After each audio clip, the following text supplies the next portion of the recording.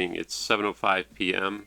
This open meeting of the Grafton Zoning Board of Appeals is being conducted both remotely and in person, consistent with the temporary provisions of the open meeting law, which extends remote meeting protocols through March 31st, 2027. This meeting is convening via Zoom video conference and in person as posted on the meeting agenda, which can be found on the Town of Grafton website. Please see the meeting agenda for details on how to participate remotely. Please note that this meeting is being recorded. All participation within this meeting will be visible to others.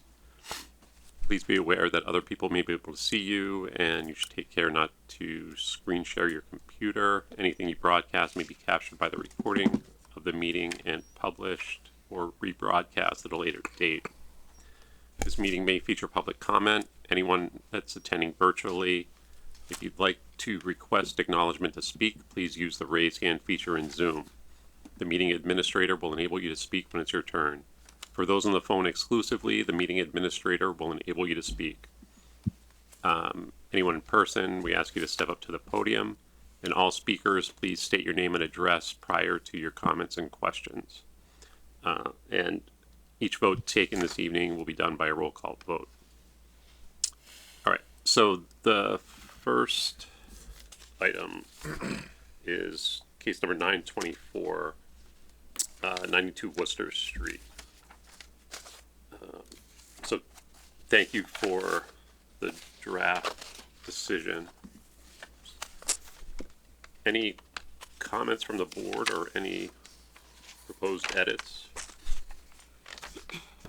The only thing I added, well, you guys are going to see it now, but from what you guys received, is the only thing I did was I added, as depicted in the plans, as submitted, Exhibit A attached, because we put that in all of our decisions, so I did add that in. Okay. That makes sense. Yeah, I was actually gonna say, can we put dates on it? But if we have an Exhibit A, that's fine too. I trust we have a set of plans that we can label Exhibit A and they can acknowledge. Yes, I have the site plan with me. They Yeah. can sign. I'm fine with that too. As I kind of alluded to at last meeting, if this gets challenged, if these variances get challenged in court, it's really going to be the applicant who's got to defend it. So as long as he hasn't written findings here that just aren't factual, I think we should basically be okay with what's been written. And in my eyes, it seems like it's all appropriate. Yeah, and I think it was pretty well written and pretty fair. It doesn't embellish any of the findings. Right. And I feel like most of the findings are things that you discussed last week, and you just put them in a very succinct format, so they were easy to read. I read them earlier today, and it makes sense to me as well. So. Okay.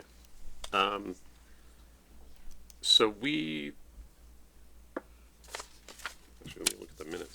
You guys never voted on it. You never made a motion to accept, to Right, because we're grant waiting it, for the because we're findings. waiting for Okay. Yeah, this. the findings. So you need to make a motion and everything that we normally do. That Bill normally then writes the decision on the fly. And I believe the public hearing is still open as well, right? Yes. Right. It is. Yep, so we need to close the public hearing and then So vote. actually, before we do that, is there any public comment on this case? Nobody, there's 3 people online, but nobody's raised their hand. Okay. Anyone in the back here for the 92 Worcester Street? Okay. So if there's no further comments from the board, I'd entertain a motion to close the public hearing on case number 924. So moved. Second? Okay, we'll take a roll call vote.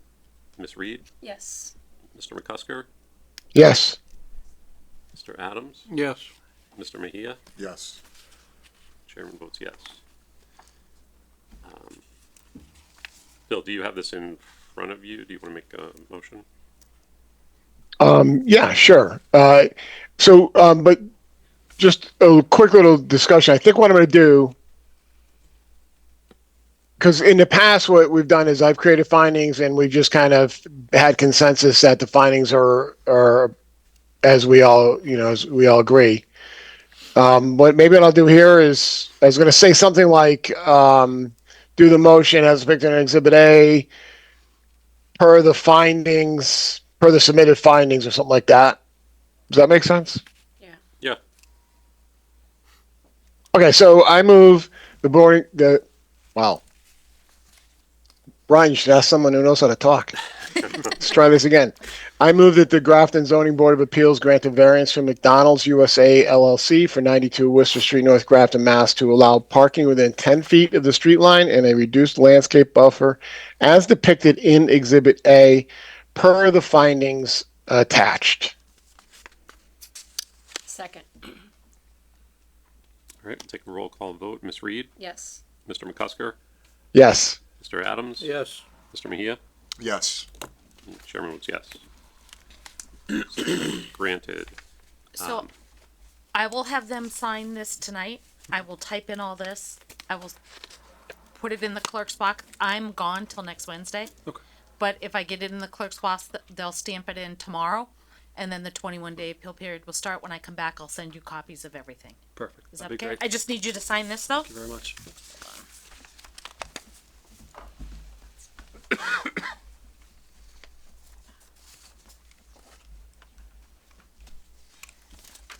Just sign that right there for me. Yeah, that was the. Check with Master. It's the greatest, the overlay, demo plan and existing. Good with that? Still It one. might be.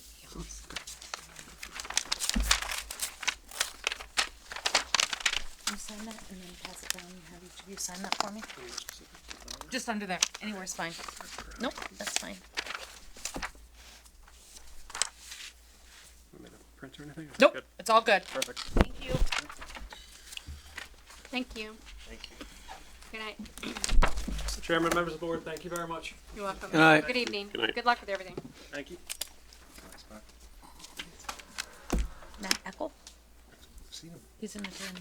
He's what? He's an attorney. Has he been been in front of us recently? Yes, Yeah. not recently, but But it's- quite a few years ago he Yeah. was, yeah. I thought it was. We're ready for snow roach, all right? We are, yep. Yeah. Thank you, Jeff. You guys are up. Okay. Remind me before I leave. Give me the other one. I don't have a printer. Okay, I'll print it. Bill, do you want me to hold this and have you come in and sign it, or just get it filed? What are we talking about? The decision for, 92 Worcester. Yeah, don't wait for me. Okay, then I'll just get it filed tomorrow morning. I'll stick Yeah. it, I'll stick it in the Yeah. box. Use the auto. Because you've got enough signatures there tonight, so Yes. Yeah. I would just do it. Yep. So what are these? Those are the hard copies of the draft decision and everything for your team, For us? for you Okay. guys. Yep. Fine. Thank you.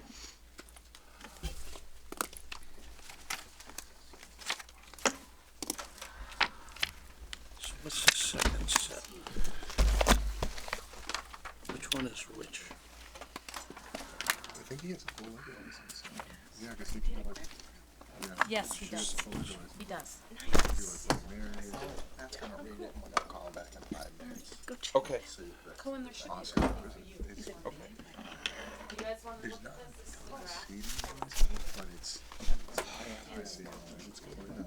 And then the porch is nice. You see a lot of. Okay. Every time we're going, there's like So this is the front part and this is the back part? Yeah.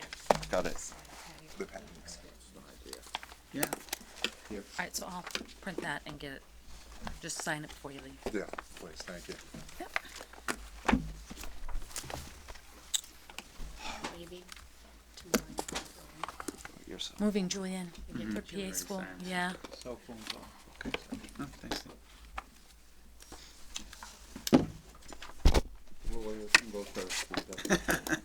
I got another one.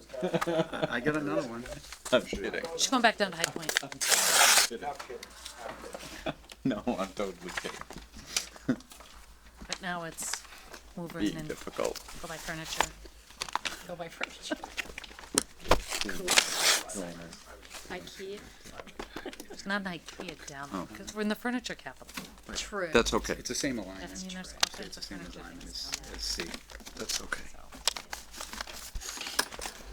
All right, so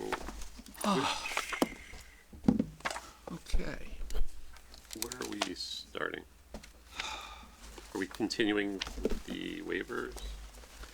Pick up where we left off, or I think that makes sense, but there's also some changes to the conditions that Jason and I have worked through, which we want to share with the board. I don't So know, it's- what do you think the most efficient way to, I would Place pick up to where we left off in the waivers. Yeah. And try to bang through those, and then go back to the conditions, which are mostly just cleanup issues.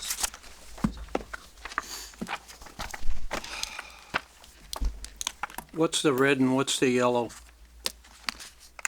Are you talking about the decision? Yeah, So the yellow were like open discussion points, although you added a couple of open discussion points from our discussion. And the red, I don't want to put words in Dan's mouth, but the red were areas Dan thought were non-starters, but,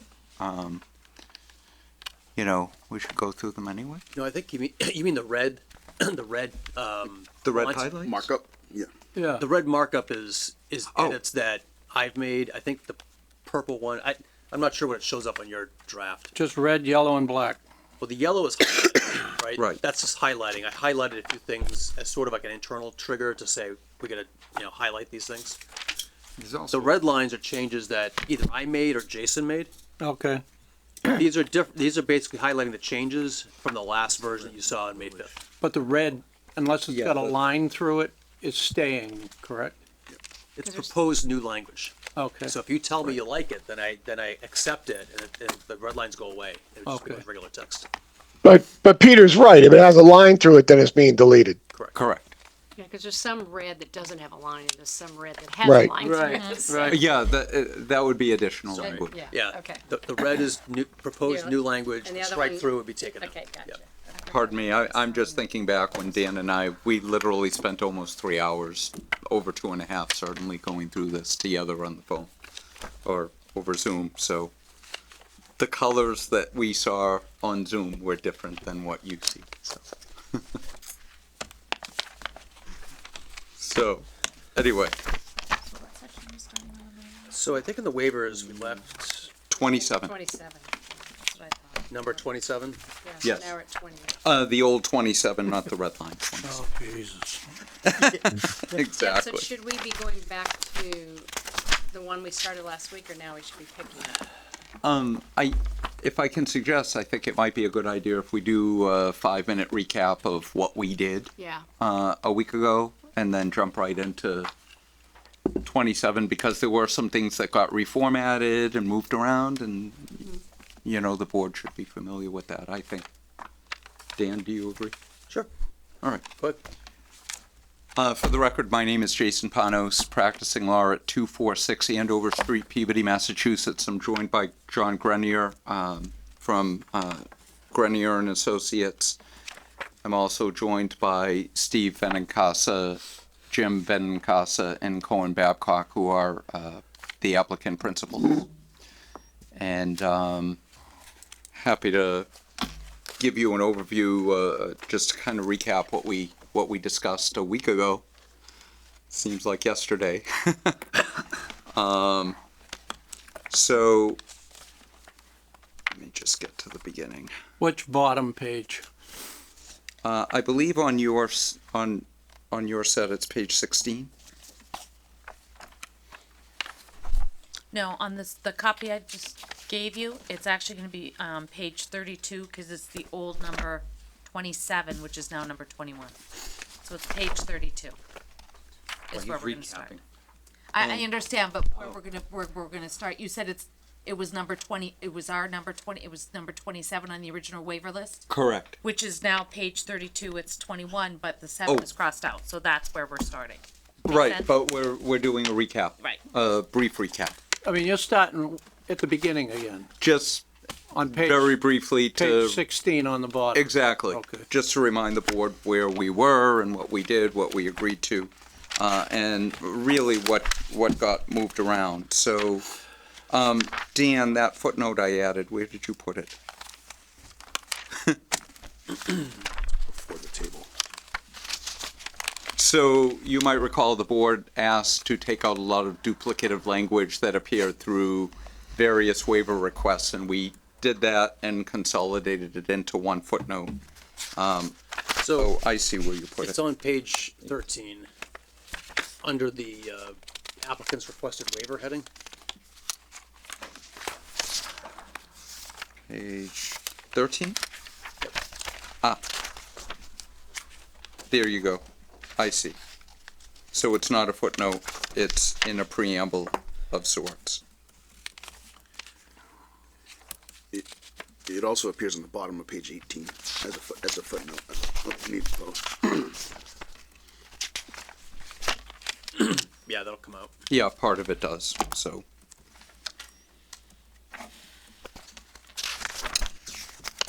And then the rest of it through condition 27 pretty much tracks what we discussed. Taking out that extraneous language, taking out the general waivers, and I think that's all reflected in your red line. We did it in red line so you could see exactly what was done. And with that, unless there are any questions about what you did last week, we can maybe go right into the pick So, it up, pick so up where all we the left red off. lines that are crossed out, both of you agreeing on? I think so. Up through 27? No, overall. No. Not, okay, so not overall, Peter. So I think we're gonna go through each section, right? Okay. And we'll talk about, if they have a disagreement with the language, Jason's gonna make that argument, and I can weigh in on my advice. And it's not that I'm not agreeing with it, it's just some of these changes came in just when I had my foot out the door, so. I was and- just trying to easily clarify something, but Got it. no.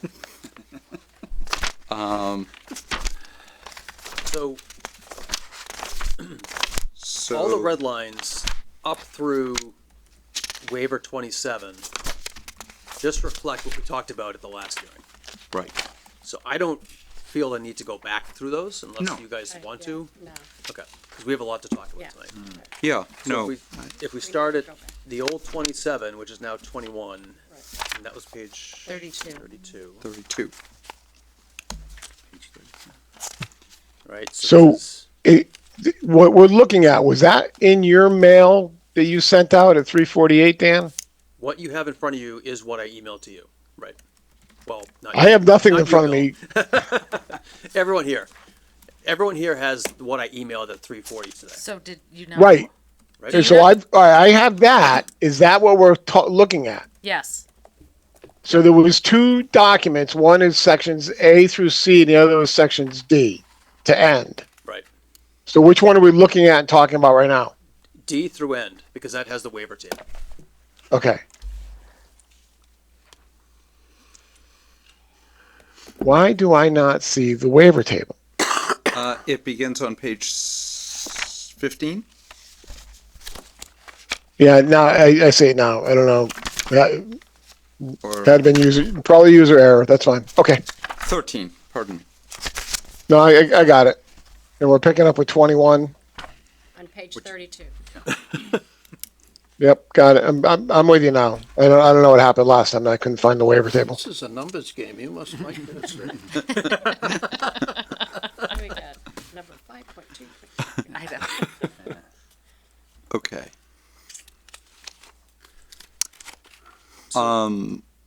Yeah, so Go this ahead, first go section ahead. deals with landscape buffers. The section requires a 15-foot wide area of landscaping adjacent to and for the length of each side and rear lot line. There are some areas that the project does not comply, so that's the waiver they're requesting. It's consistent with the last site plan. And Jeff, if you have any comments, jump in, obviously.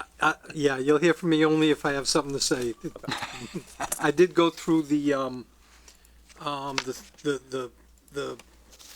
information that you sent out late yesterday, Dan, and I made myself familiar with that came out late today. So I'm ready to chime in when necessary. Does anyone have any comments on that section? Well, yeah, what is, it says less than 15 foot. What's the less than? 5 feet, 10 feet? I mean, how do we know?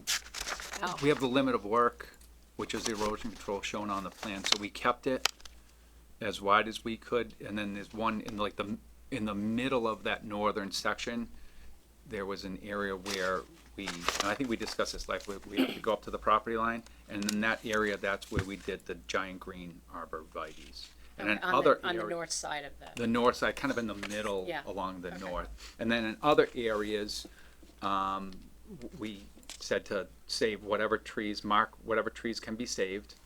And then we would be infilling with shrubs and other greenery, and that we discussed having that be reviewed by somebody at the end. yeah, like we'll get an updated landscape plan before we do a comprehensive permit. That's in the decision. Yeah, That's one of the right, okay. conditions. The That's board- right, The board that's will right. review Okay. it. Yep. That's right. Okay, So that's where we stand. And Alright. again, we kept it to the minimum we needed for grading to accommodate the, that water quality swale for Right. stormwater management. okay. Isn't that swale planted though with grass? It is. It So is. isn't that considered landscaping? Well, we're not gonna be planting, evergreens and shrubs in the middle of the swale or along. I realize that, Yeah, but but no, it's gonna be green. isn't just grass considered a green area? I don't. I mean, do we need this waiver?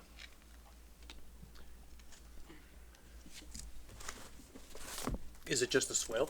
Or are there any other areas that don't comply with the 15-foot? No. I mean, I don't expect there Oh, to I be think shrubs in there- every landscaped area. I think, Dan, you had pointed out on The garages are 10 feet back, right? the south side. So on the south side, they On the need it. south side, we need it because the garages are 10 feet back, correct? And then. I understand that, but And then on that northwesterly corner, along the property, we have the sidewalk, and we have that unit, the townhouse unit number 1. That's not an issue. Okay. but even the rear lot line, there's nothing built 15 No. feet in, is there? Oh, no. The rear, no. The rear rear is is 200 feet. I mean, that's the second thing listed, the rear. Oh, there is for the grading around the back side of the detention basin. But it'll be planted with something. Well, yeah, there's gonna be grass, and it'll be, it's not gonna be anything structured, no pavement, no nothing. It'll be grass and, the berm around the basin. That's it. So it's all gonna be, it's not gonna have a structure, it's not gonna have pavement. It's just gonna be, stabilized and, lawn, grass. What's an engineer's take on that, Jeff? I know we have a thing for houses that you gotta have 10 feet around the lot that's With respect to the not built on. with respect to the multifamily, it's my understanding that the 15-foot around the perimeter is expected to have more than grass, some kind of shrubbery and trees for the purpose of Screening? screening as well as just aesthetically pleasing more so than grass. And as I'm reading through 5.223 down near the bottom, I haven't read it in its full context, but appropriate landscaping of grass, shrubbery, trees, flowers, or suitable ground cover indigenous to the area. But again, I heard grass. yeah, grass is one of them, but I understand that it's more than grass, expected to be more than grass, but it's not any more specific as to how many trees per linear foot or anything like that, so. my interpretation of what I know from some of the multifamilies I looked at on behalf of the planning board is it's more of a, more than just ground cover for the planted area. I guess this is all right. But to Kay's question, don't we usually state the, I guess, the actual distance that's needed? I sort of view that as more important with respect to the setbacks for buildings, you know, and the height, right? When they're asking for variances from height. I sort of feel like with the landscaping, we have a pretty good landscaping plan that shows exactly what they're proposing in these areas. I mean, you could, if you want to be a stickler, we could ask for the actual dimensions, but I mean, we know the garages are 10 feet back. So on the southern part, they're not proposing actually any landscaping behind the garages. So that is something that if you wanted to see something like shrubs or trees behind those garages, we could ask for it, although there's no houses on the other side, so it's may not be necessary. Yeah, that's the wooded area. There's a swath of wooded area that has a lot of evergreens, a lot of pines along that, and then the slope goes down behind Stop and Shop. So I guess I'll provide the way. you wouldn't see those garages. Practically speaking, you wouldn't see those garages anyway. Mr. Chairman, if I may, with respect to Kay's point, is that I think it would be very hard to narratively cite landscape offsets from the property lines because they vary along the given property line, unlike a building. But to the point, it could refer to the limits of work as shown on sheet C9 and sheet C5 of the plans. That gives you the picture that is gonna probably do a lot better job describing it or showing the limits than anything else. What about L1 though? That's what I was gonna say. That's the landscape It's sheet. not so much C. I would say L1 more than anything. Because you're actually showing the landscape area on the northern side. All right, and we have erosion control going kind of within that area, and then it says in the area of the property line, trees to remain shall be flagged, once flagged, infill with evergreen trees and or shrubs as needed. And then that's going to be inspected at the very end with that. So I think you're covered. I think that goes a long way to cover you to address it. Okay. Yep, I agree So with that one. should we add to the very bottom, particularly site plan, comma, L-1 to bring that in specifically? I mean, I think it's already there because we refer globally to the plans, which is a defined term, Yeah, I'll defining all the plans. I'll just add parentheses sheet L-1.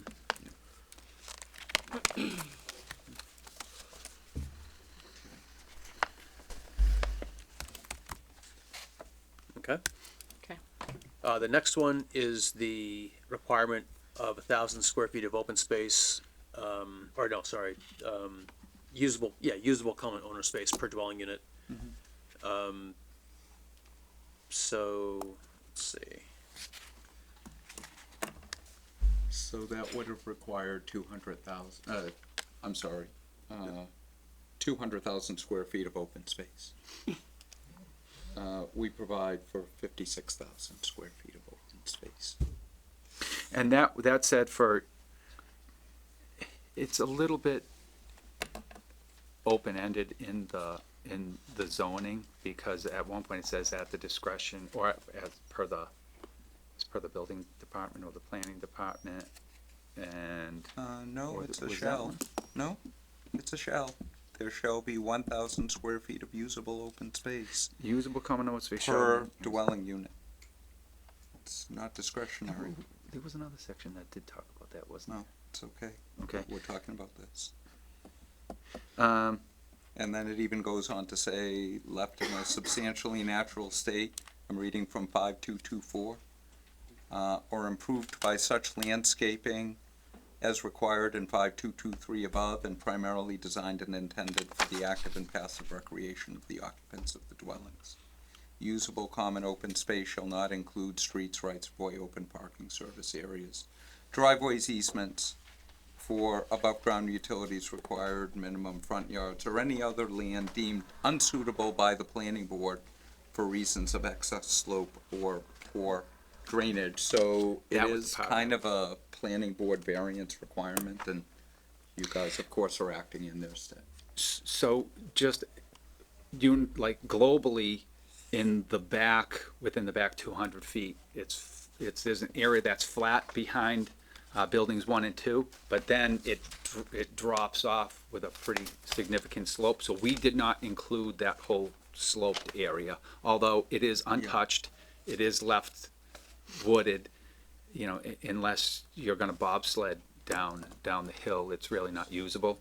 So we were conservative in that number, in that we used areas within the quad, the open areas, the playground areas, some of the other usable areas, but we did not, where it really drops off in the back, on that slope, we didn't count that. So we tried to be conservative. Yeah, we took that deemed unsuitable language pretty much to heart. If you can't use it, it's not passive, it's not active recreation, it's, So this is a waiver that we always see, and really it's driven by the density and the intensity use of the site. The way I view this is that, we've been going back and forth a lot on the density of this project, the number of buildings, number of units, and we settled on this design. So, if you're gonna deny this waiver, then we're talking about revisiting the layout of the project. So if we're comfortable with the layout of this project as is, with the parking and buildings, you pretty much have to grant this waiver. Okay.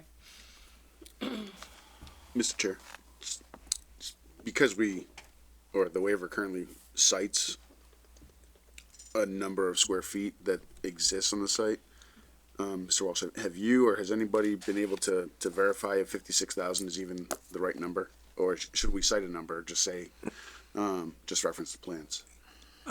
If I may, Please. I started to go down that path and I was satisfied, 56,000 square feet's a little over an acre and a quarter. I was satisfied that grass areas around the pool, around the clubhouse, around building 5, next to the dog park itself, and so on, would more than likely add up to at least 56,000 square feet or more, so I didn't go any farther. Yeah. Okay, yeah, we tried to be, but to your point, no, it was a hard and fast. I mean, we did calculate areas, and again, we were conservative on it. But to your point, yeah, it's how do you document that? Unless we can say approximately 56,000 square feet. We're kind of Isn't it sufficient enough though just to point to the plans? yeah. And we kind of do that at the end, but that may be for that paragraph. Can we get rid of that paragraph? Notwithstanding the foregoing. Yeah, I missed that. I meant to delete that. but I would keep the last section in reference to attachment A. All right, and then I was going to ask, what is attachment A? Sorry if I should know that. Attachment A is a reference, Dan and I were talking about this earlier tonight. It's actually off of the, it's the zoning table off of the, site plans. Oh, okay, got it. Yeah, got it. It's incorporated by reference into this because it's a reference material. Yep. You're in the right. So to your point, actually, I would cut everything out up to, plans. I'd say C, plans, C also attachment A. And then I think, everything else above it can come out. To be honest, I don't even think you need that, because all attachment A says is the same thing which we just said here, that it's 56,000 square feet. Yeah. Right? Yeah. So I don't think you need it. Again, it's a reference material. You don't want to go through the plans.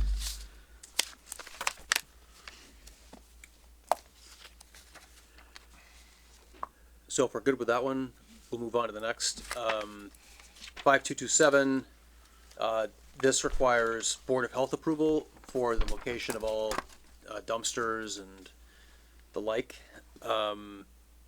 So they're asking for a waiver from that the Board of Health doesn't make that decision, the zoning board does. So I'm fine with this. I think I would just trim down the request a little bit. I think we could end the request where it says Board of Health. I think the rest of it is just kind of superfluous. Sure. Did we get any comments from the Board of Health on the dumpster locations?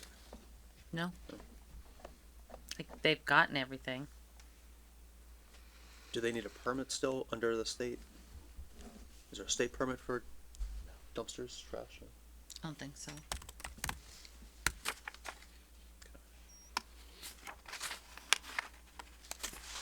We okay with that, or? Should we require a sign off before granting this? If you sign up for the Board of Health? Yeah. Well, if you're doing that, then you're really denying the waiver, which you can. If you want to have the Board of Health review the location of the dumpsters, Have we ever done that before? I think actually, don't we have I thought I have a condition here You that have a requires- condition about it. I have a condition that requires you to get the sign off of the Board of Health, or Yes, for the trash compactor, I I'm thought. pretty certain. Was it? I want to say DPW, but I don't know why. I think a lot of it comes down to how many times do we have to ask them to look at the plans? No. I can't remember if it's in D through end, or if it's up front. That had to do with the detention, striking the detention tank. Oh, it's condition D14. Yeah, this was in one of the beginning. Oh, that's right, yeah, so I had actually suggested that the drawings for this compactor area be reviewed by the DPW director and the health director for review. And, the applicant didn't like that language, so that, if you want them to review those, I think you keep that language in. And for that matter, you could deny that waiver, because all that waiver is doing is basically saying you need to get this dumpster area approved by the Board of Health. Which doesn't seem to be all that burdensome to you guys, I mean, it's just, Why don't we just send them the plan now? you can? Well, they have it. So what's the problem? Nobody responded. Yeah. I mean, no one responded, but they do have the plans, right? Yeah, I can get them over to them. Again. Well, I guess it depends if we're closing the hearing tonight, because if we're gonna get comments from the Board of Health, then we need to keep the hearing open. Alternatively, we could close the hearing tonight, and this could be a condition subsequent that requires you to get their sign off on the dumpster. I mean,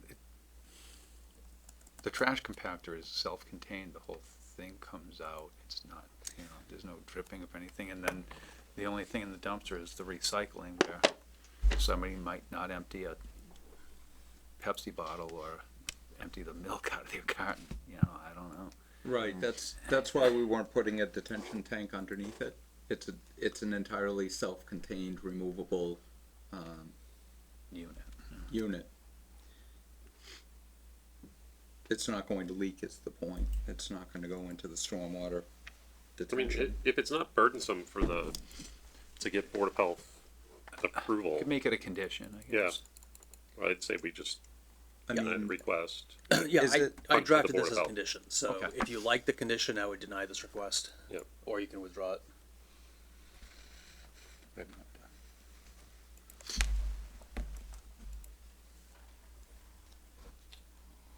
They gotta give Board of Health a chance to look at it, then they. So condition it. So they're either you're gonna take away, we're gonna strike that whole request for a waiver and it not be in there, or they're or gonna deny it's, it. it's denied. It doesn't matter. I'd just strike it. Gets us to the same place, I don't care. Okay. We're gonna agree to it. So we'll just strike it, I guess. I wanna Yeah. see how everything goes first. Yeah. If we get anything else. Okay.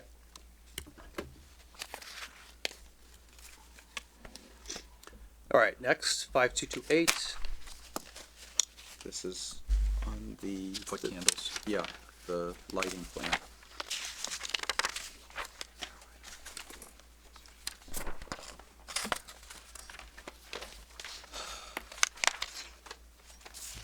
Do you want to explain your waiver?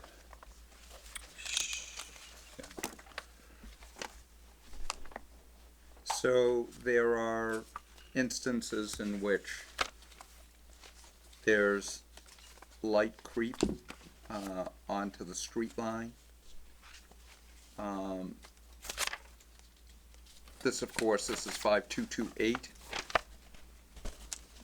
And it talks about lighting facilities. Here, I'll read it directly out of the bylaw so you have context. So, section 5228 requires that all existing proposed utilities shall be installed underground at the time of initial construction.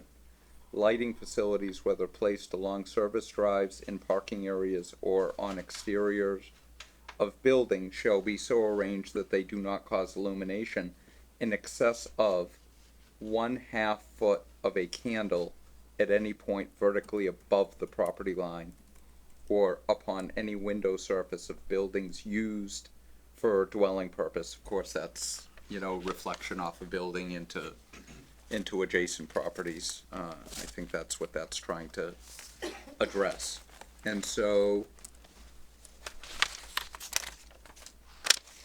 we request a waiver with regard to, and we spell it out fairly specifically, illumination of 1 foot candle at southern property bound, which would be by the Stop and Shop. What's a candle? A candle is a measurement. It's a measurement of light. So, Okay. if you look at the lighting plan, and Yeah. it's really hard to see if you have a shrunken down version, but if you have a bigger version, it's pretty easy. Jeff, can you put that in terms we can understand? I'm not sure about that, but I want to, but I want to clarify the unit of measure. It's a foot candle. I guess the way you could look at it is that, if you've got a light that's so bright and it's 5 feet away from you and provides a certain amount of foot candles, if it's 10 feet away from you, it provides half as much. That's a very basic way to look at it. But the unit of measure is in fact foot candles, and the requirement at the property line is a 1/2 foot candle. And there are ways to measure it, but let me stop there.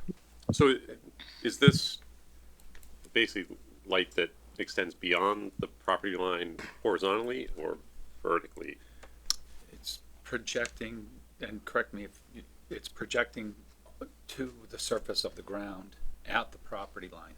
So, for instance, we had 1 foot candle along the southerly property line, and that's because there was a light over in the dumpster area that. So basically that extends 1 foot beyond the property.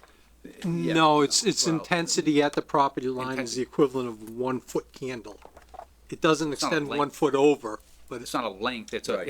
it's the brightness of it at the property line, and a measure of brightness is a foot candle. And if you are interested in the actual lengths where this projects out to, you see all these zeros, that means it doesn't go there. You see behind the dumpster, what John was talking about, you see 0.2, 0.1, 0.3, I think there was a, one foot off the dumpster, you see a 1. So that's the 1.0. yeah, there's a 1.0, kind of like right where the light is, at the bend between where the compactor is and the dumpsters are. I think there's a 1 right there at the property line. And it's Within the property line though. yes. Yeah. The front, it's by the street sign. Mr. Chairman, with respect to this, lighting plan, in my opinion, the 2 lighting fixtures near the with the one at the dumpster and the one to the right of that at the parking area, are not consistent with the latest plan. They're probably a carryover from an earlier plan, because with respect to the light pole at the dumpster, I'd expect it to be a little farther into the site, away from the property line, illuminating the walking path on the north side of the dumpster. It would be light, if the light were moved farther to the north, it would illuminate the area, where the people walk to either get to the recyclable containers or to the sidewalk at the north side of the trash compactor. And likewise, to the right of it, the light, is almost between where two garages were formerly proposed, but now that's surface parking. So that light pole is not gonna be there in the middle of the surface parking. So my point is, with the lights being moved farther away from the property line, That's, I don't expect there to be, more than a half a foot candle of light at the property line. They're just squeaking by now with the lights these two lights as close as they are to the property line. And there's gonna be less illumination along the property line once the lights get moved just a little farther into the property. So you have to fix that on the approved plan. we have to fix that on the approved plan. With respect to the illumination at the project entrance exceeding, 1 foot candle, what was it, 1.6? I don't have a problem with that at all, because that's a driving surface that you want to illuminate just like you would with street lights, which these are.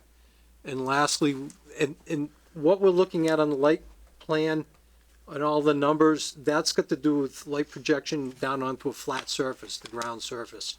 Usually these don't take topography into account, but nevertheless, I don't expect any big change in foot candle values, because of topography. The only place you might see a change is where the topography changes a lot, like the driveway to the building up in the northeast corner. And lastly, with respect to the 8.7 foot candles upon a window surface, I don't know how they come up with it. I respect the number. Makes sense to me. There's probably somewhere a light that's shining in such a way that it's hitting one of the vertical panes of glass, which is not represented in sheet L2. There was one location, and along where we have the internal walkways in the quad, there was one spot, what building? The one that's in the back, in the middle, in the quad in the middle, in the back. This one? Yeah, there was an 8.7 there that was right next to one of the buildings, Oh, and I that was being cast from. We have those, the pathway lights.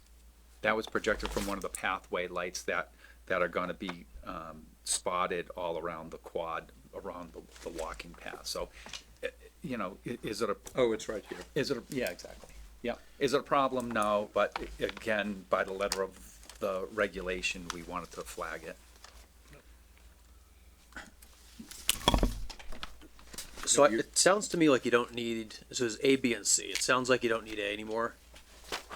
And then for B and C, I think for C, I think that our response should say that this is internal to the site, Yeah. just so it's clear that we're not waiving this. We're waiving it for an internal Yeah. variance from the regulation. Right. So I guess I don't understand why we can't comply with the bylaw. What is it about this situation or this site or? You know, we could, to your point, Bill, where we had that 8.7, which again, I think it's conservative, but we could take that one that little pathway light and maybe flip it to the other side of the walkway, you know, a few feet, and maybe it wouldn't, according to the numbers done by the photometric software, it wouldn't project that high, but it still would be, you know, it would be something, but there was just one spot through the software that it projected that. The only place I think that is really, I would say, makes them, that the board needs to weigh in is at the entranceway where we have the light at the rounding at the entranceway. And again, that's just projecting onto if people pulling in, it lights up the entrance drive. And it's just in one spot where it's a little bit, if you look going on, you know, within Snow Road, the traveled surface for the most part, it's all zeros. It's all zeros. I think there was just one spot where it lit up a little bit. Bill, At work, we've got a light meter, and I actually took it home, and when we had new LEDs and the street light across the street from my house, when it's fully dark and I was almost standing under it, was about 1 or 2 foot candles of light. That's the kind of light that the new downlight LEDs are throwing, consistent with what I'm seeing here on the plans. And again, the street light at the intersection, just like we see throughout town, is lighting up the paved surface. You tend to run about 1 or 2 foot candles. It's something I would expect, and it's because the zoning bylaw says a half a foot candle at the property line. The driveway is technically extending into the right of way, and I believe that's why the waiver request came to the ZBA the way it is. Yeah, so that one, I mean, if this was a public street, if this was a subdivision and this was going to be a public street, I think there would be a.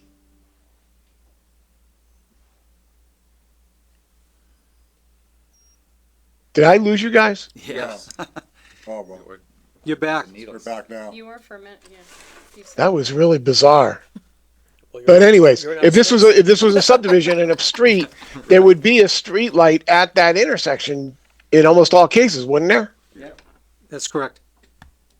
Yeah, it almost seems like the bylaw is a little faulty. That if you've got a major driveway like that, there ought to be a light there. But okay, so I get that one. I'm not so sure I completely understand the 8.7, but that's internal, so I guess we're not going to worry about it. And then A, we've decided is not needed at all, right? Yes, because when we, yeah, when we moved the, we jockeyed things around, those 2 lights didn't get moved because we got rid of, we just have a, it's on the south side between the dumpster and the compactor. That Right. should be moved to the driveway or the street side of the compactor to light up where people are walking and dropping off, so correct. So Yeah. So A is not going to be needed. A is not needed. Yeah. Okay. I guess I'm okay with these. Okay. Mr. Chair. Just a quick point on A, since the lighting plan that's going to be included, I assume, in the plan set that's filed with the decision, includes that 1.0 on the southern property line. Would we leave their waiver request in and have our comment simply be that, we're either denying it or saying the waiver is not needed because we anticipate that light to be moved more interior to the property? I would take A out, because when they submit their final plans, it's not gonna show up. Even though it's on Yeah, because this is all, these are waivers that are required when the project's being built. And there actually, Dan, I might keep the word approved to be shown on.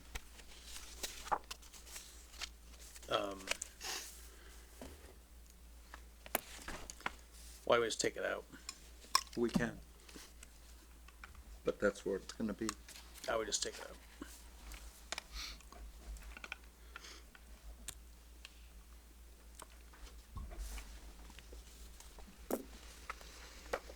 Okay.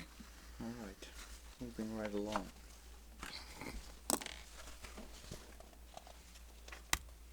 All right, next is 5229. This requires a separation distance of 30 feet between each structure for multifamily dwellings. And you've got a waiver request because you've got a distance of 25 feet between townhouse buildings 1 and 2 and 3 and 4, and 20 feet between townhouse buildings 5 and 6 and 7 and 8. You've also got The garage. 5 feet separation between the garages.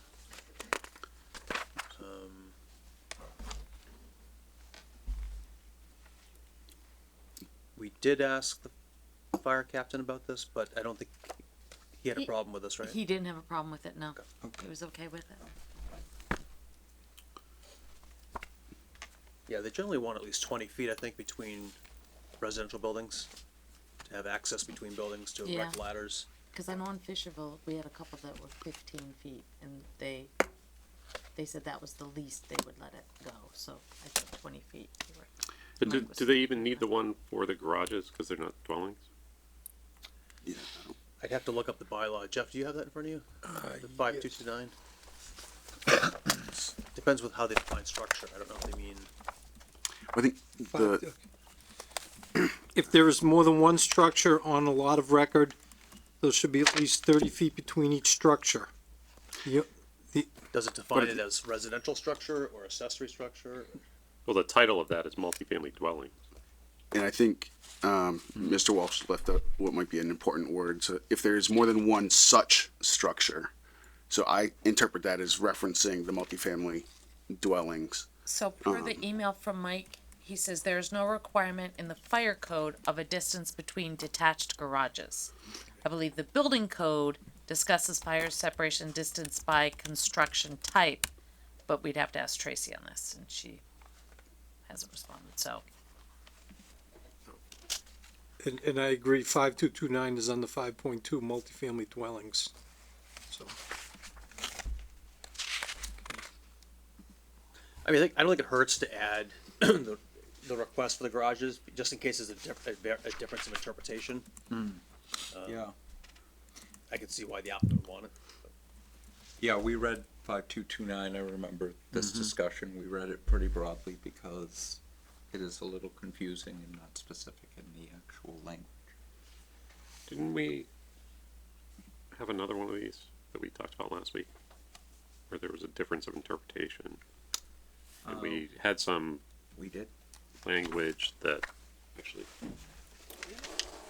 that was the separation of two multifamily dwellings Yeah, based upon, right. separation heights based or upon the height of the taller of the two versus the taller of any of the buildings on the lot. There was another one. Actually.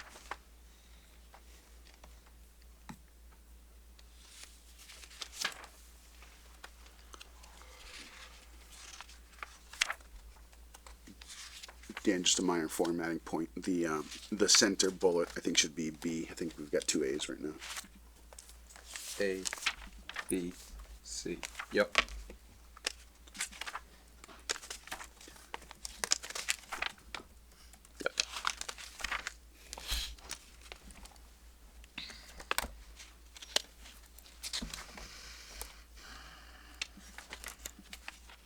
So I guess my recommendation would be, if you're okay with these separation distances, that you would just grant the waiver. Whether we need to grant the waiver on the garages or not, I think, in my view, the bylaw is kind of ambiguous on that, so I would just grant it. Yeah, the fire department's okay with it. I'm okay with it.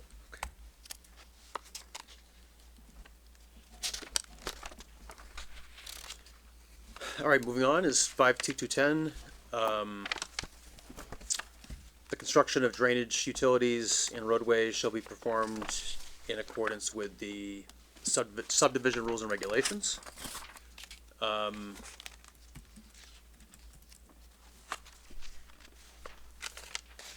these are the same waivers you're requesting from the subdivision rules and regulations, right?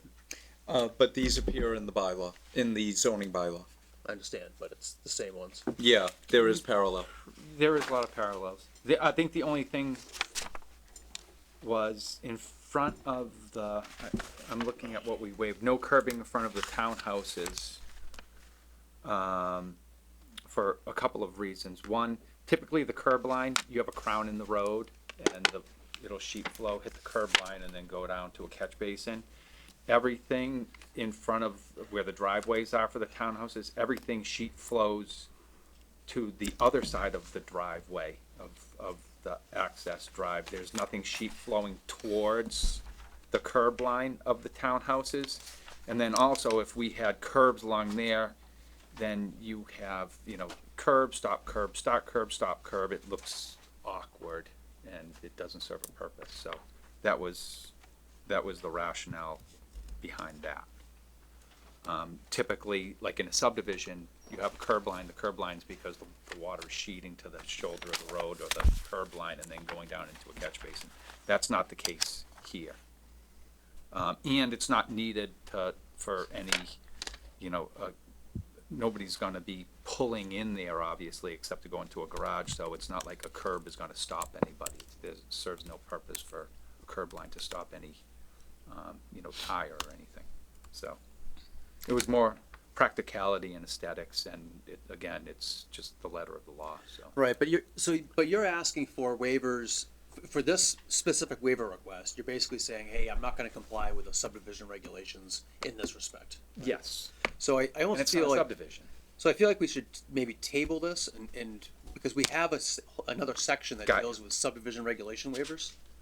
And then I think the response to this one could just simply say, the board has granted waivers from the subdivision rules and regulations, see section or see waiver number blank. Rather than doing this twice, So, makes sense to me. Just, running the risk of having some kind of inconsistency that was unintentional. just seems awkward. At least the curbing stops anybody from parking on the lawn, which you're gonna laugh at, but you have a party, there's not much parking there, so, Yeah. for the townhouses. Curbs don't stop them either. Well, a 6-inch curb, Yeah.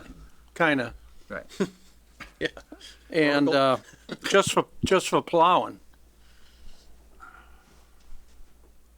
You tear up the lawn every year. Well, You don't make a bad- you don't Or make a do they bad gotta point. stake it? Right.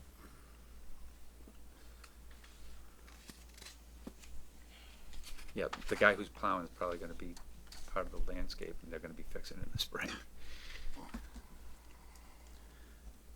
All right, so we'll skip that one for now. We'll go back to it. Sure.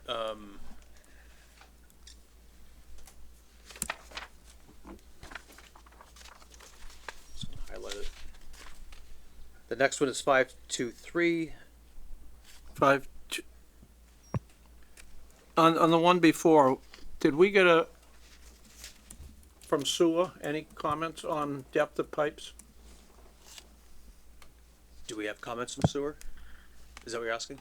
I know Paul gave us comments. I mean, did he see the waiver list? They were sent everything. Okay. The last set, I sent them the plans, the waiver list. Give me a second.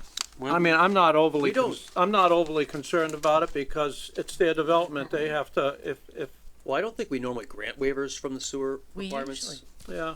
Unless, I mean, Jeff, I don't know if you've, I can't recall. I can look at the other Yeah. last two projects, but I don't. We have on. There was on- something on for Upton pipes. Road, Upton Street. I mean, just in South Grafton, it was drainage, but they asked us when they were crossing Main Street with the main drain pipe, they, So there were comments from Paul. they Could've sworn. wanted to not put as much cover as they did. That's right, yep. But that wasn't sewer, but No, there is a section in the subdivision rules and regs for drainage that calls for, I forget if it's 3 or 3.5 feet of cover, and they had to go less than that. Because of, forget exactly why. yeah. I think weren't they crisscrossing over stuff or? I think you're right, Bill. I think you're right. But I mean, I'm not concerned with this one because it's, the last thing they want is a crushed sewer pipe. With respect to sewer, I think the only thing that needs the shallow cover is the floor drain from the garage of building number 1. That's coming out to a grass oil grit separator, and then it's going to get pumped up to the rest of the sanitary system. John, am I right about that? That's the only shallow sewer? I believe so, I was just double checking my. So there were comments from Paul Canoyer. And I could have swore I posted them. If not, I'm very sorry, and I will forward these to you. It's in any place where it says Grafton DPW Director, please add or their designee. There are several sections which reference sewers installed in drives and a minimum depth of 2.5 feet and drains at 2 feet, and the use of HDPE pipe. The minimum depth for sewers and drains should be 4 feet to eliminate freezing, crushing, and conflicts with other utilities, including gas and electric. For sewer piping, SDR 35 should be used. HDP is fine for drainage. The sewer department does not support the waiving of the connection fees.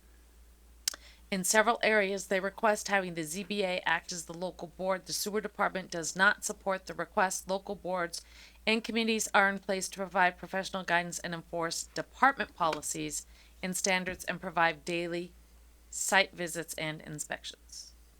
So those were Paul's comments. I thought I posted them. I may have missed these. I may have missed it. I didn't see it. So I'm hearing from him that he doesn't want to see waivers. Is that your interpretation? Could you forward that to me? Yeah, You forward it to all of us? yeah. Thank you.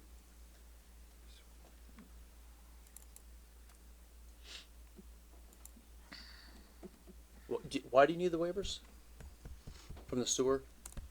I'm checking all our rims and inverts now, and Yeah, I mean, is this pretty- just in a certain place, or is this the whole development? no. I mean, the way it's written, it's for the whole development. No, No, it's as depicted on the plans. right, so, But with the waiver, you, well, we would, I mean, it's gotta get there.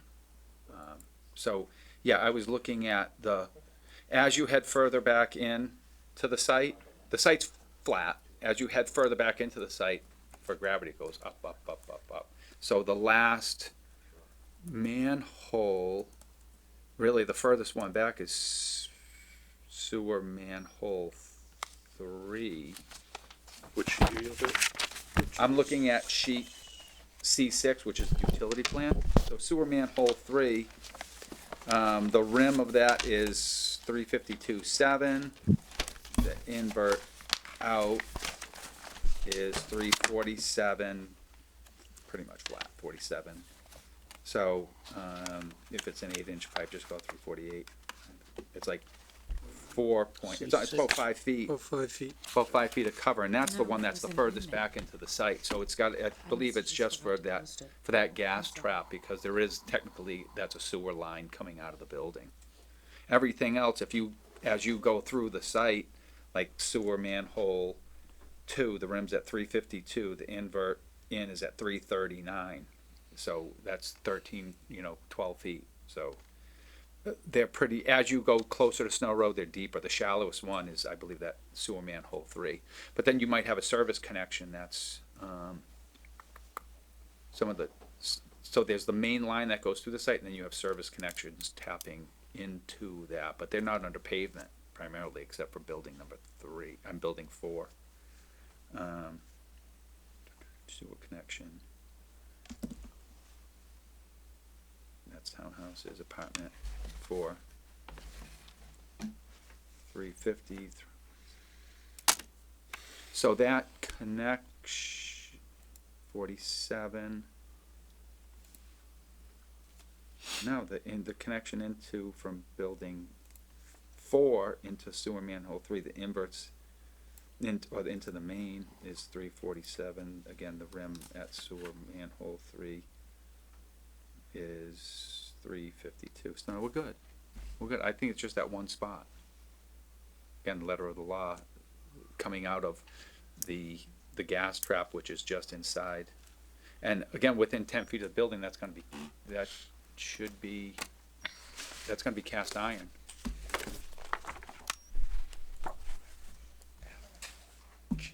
Oh,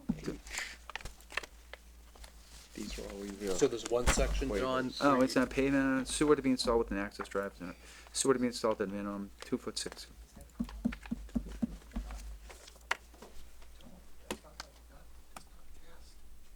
It's not cast coming out of the, Just the clubhouse.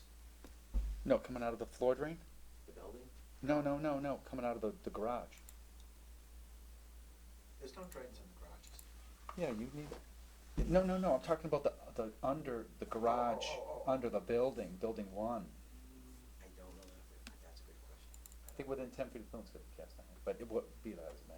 That's plumbing No, code. he's right, because it's. Plumbing code. Go outside. It's commercial. Parking garage. Yeah. Yeah, He's right. you need an oil support. Yeah, that's right. So these are all of your sewer waivers right here. E, F, G, H.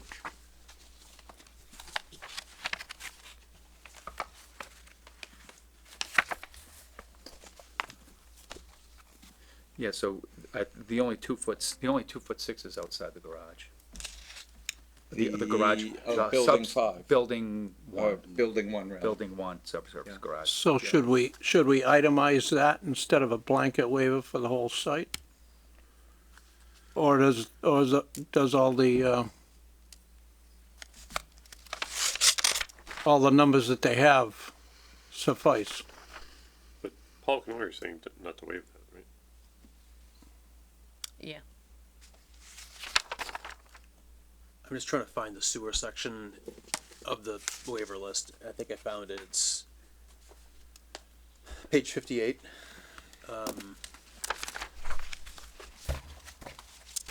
And these other ones, just so you know, Jason, on 35. The HDP, that's for the drain lines, not for a sewer. And you cover 2 feet for, and then there's a couple of drain pipes that have 2 feet of coverage. And he was fine with that. Yeah. So if you wanna specify the, for the sewer, that's just for the, building coming out of the garage for building number 1. So is this 532 or what section of the rules and regs are you? 52210. Are you talking about out of the zoning bylaw or the sewer? No, the subdivision regs. Oh, we have to flip over to that. Because that's what this is referencing, right? We're talking about the subdivision regs that have sewer specs. Right. Well, and it says 52210 is multifamily dwellings requirements. Right, but that, again, So it's in 2 different spots. but that just references, doesn't that just say that you have to comply with the subdivision regs? It said the construction drainage shall be performed in accordance with the rules and regulations governing subdivision. So that references. So going to the subdivision regs, what section of those regs are you asking for a waiver from that deals with sewerage? Well, And I- that think page it's- 58 is a waiver from the subdivision, right? Right. Yes. I mean, I think there's several sewage regulations. The first one I'm seeing is actually 472. Which requires connections to comply with the regulations of the Board of Sewer Commissioners. Yes. You're talking about the subdivision, right? Yeah. Waivers. Right. Because I think it's better for us to start with those and then go back to 5222. But so my question is, which section are we talking about right now? We're talking about the depth of the sewer pipe, right? Yes. And that is, looks like there's a couple different sections. It's 5. So 12 in the subdivision regs is partly captured in that zoning bylaw waiver request. I'm close. So 532 says that sewers shall be installed in the center of the street as nearly as practical at a minimum depth of 7 feet 6 inches of cover in the traveled way. So do you need that? And D is 11. So, I mean, these relate, this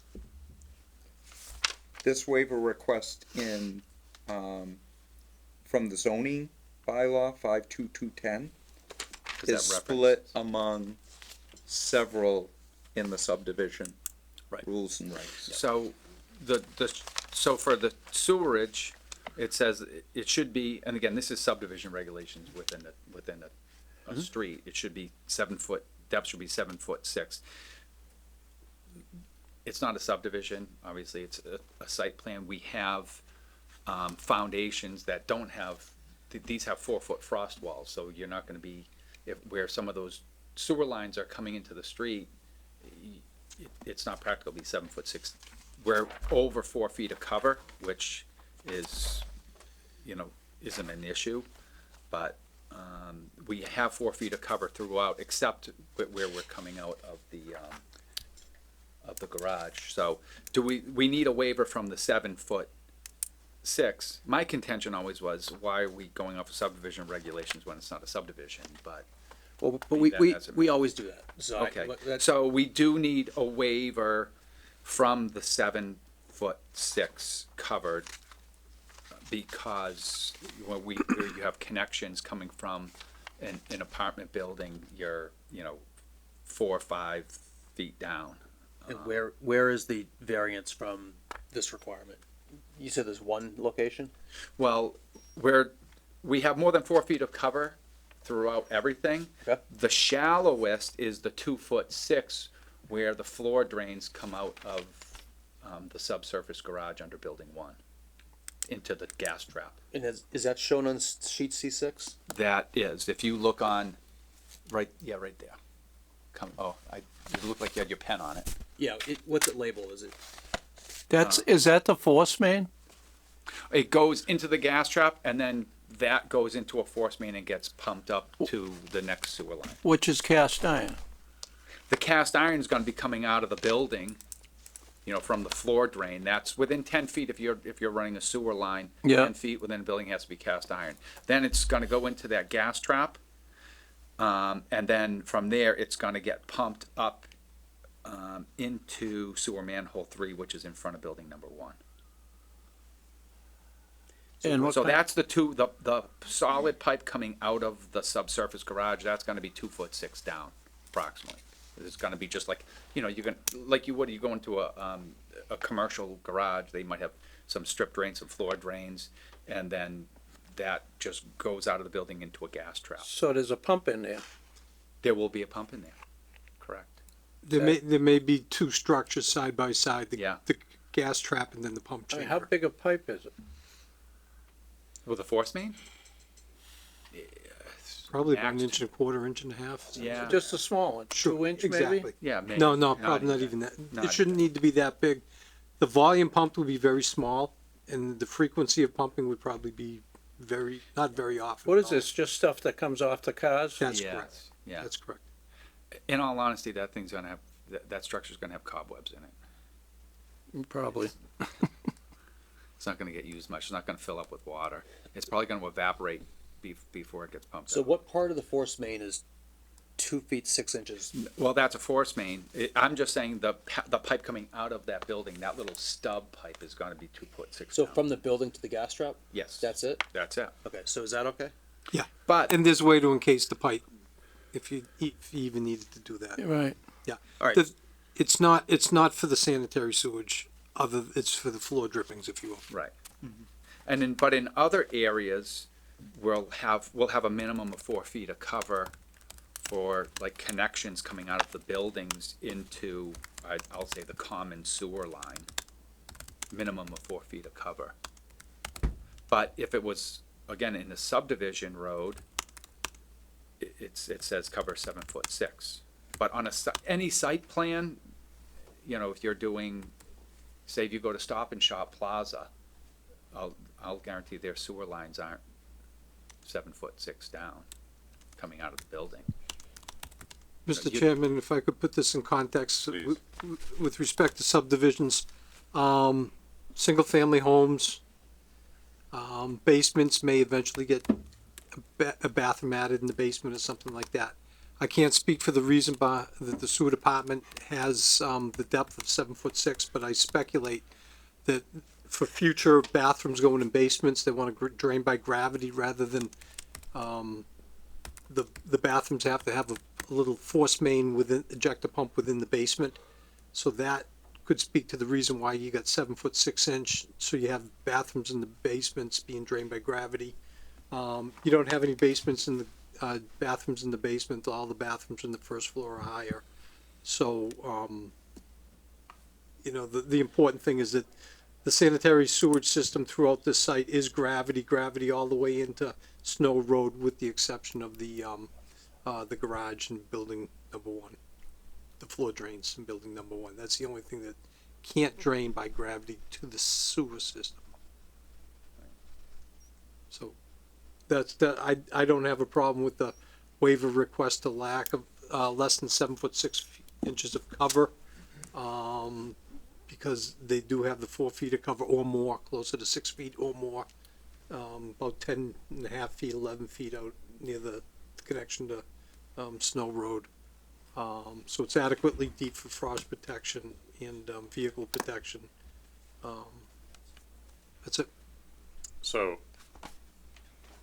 would we specify that it's just this little stub pipe? I think that would be prudent. Not the 2 sticks, yeah. The floor drain system on building one. I think that's all you need to do is the floor drain system in building one. The force main part of it will have to have frost cover, so that'll have to be a little deeper than 2 foot 6 inches. And then once that force main comes to the front side of the building, it will have plenty of depth, because the grade goes up quite a bit there. And So my proposed language for the decision will be granted to approve the cover depths shown in the plans and provided that there shall be a minimum of 4 feet of cover over all subsurface sewer pipes, except for the short section of pipe exiting the parking garage in building number 1 to the gas trap. under paved surfaces, I say all subsurface pipes. under, Does it have to be Oh. underpaved? I would. And the only reason I say that is if you have, those are just frost walls in the building. They, in the grass area, they may, they may be 3 feet down on top of the footing, which is like 3 foot 6 down. And then, but then it's pitching, when it hits the, underneath any pavement, it'll be more than 4 feet.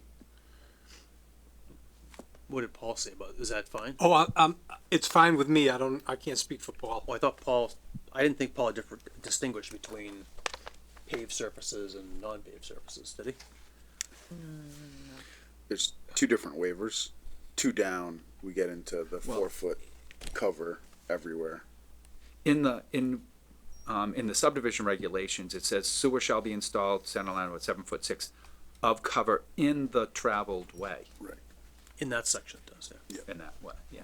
So in both, yeah, Okay, so in that section, we'll say in the traveled way, I guess. Just in the traveled way. I don't think that regulation is taken into account that these are slab on grades. That's typically for a foundation, and the 7 foot 6 is never a problem. But when it's a slab on grade, we generally start at the surface and we just run the pitch for the building. And then at the end where we exit, it's whatever we need for that 1/4 inch pitch running through length of the building. So sometimes it's 2.5, sometimes it's 3.5, sometimes it's 4.5. It varies by the length of the building and the amount we have to pitch. That, again, his comment does not take in consideration slab on grades. And every building is slab on grade except for that one building, building 1, just for reference. name and address. Stephen Vanacasan, you are correct. Just trying to help Katrina. Thank you. Okay, so I think we can move on. Yeah. We've beaten that one up. I think we better to start. I think we better skip that 52210 one and just we'll get to the other subdivision regulations when we get to it. So let's go back up to 52210. 34.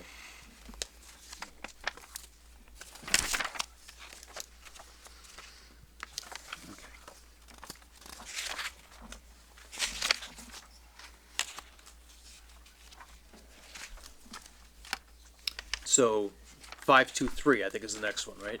Waiver is request. This is a This is your inclusionary zoning bylaw, right, and where 40B, you have a different affordability level. right.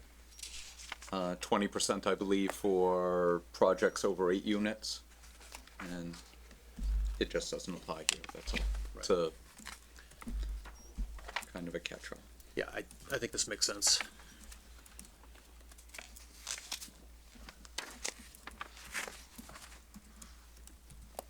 Even this broad in general.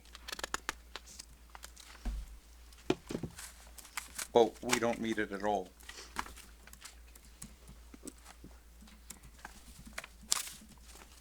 Well, actually, that's not entirely true. 5232. we meet.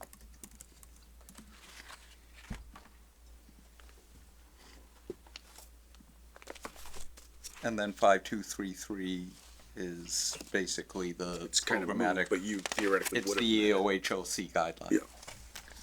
Yeah, I think my interpretation is that 523 is superseded by 40B. I mean, 40B Correct. controls this, so I think granting a waiver from 523 is fine.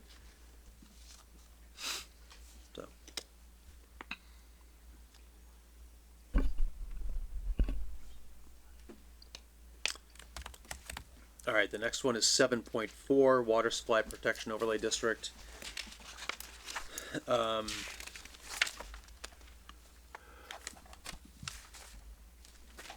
This is in that? Yeah. That high? What's that? I said that high in elevation and that's in the water, it just seems high to me. I mean, the topography of the land compared to like Worcester Street. It is high, but it's certainly within the zone two of the nearby well, just over behind that Stop and Shop. No, I know that. I mean, it's right on the plan, the 400-foot zone, Sure, but sure. But yeah, in the Water Supply Protection Overlay District, I realize it's an zoning overlay district. It more or less follows the zone two of the mapped, areas of influence for the public wells, but not necessarily. It can be more restrictive. And it does vary a few places in town. I forget exactly where. yeah. Peter, that whole area is Water Supply Protection Overlay District, if you wanna look.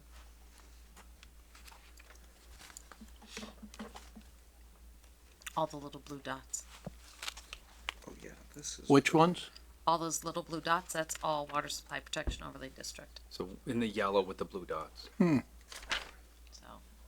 just so you know.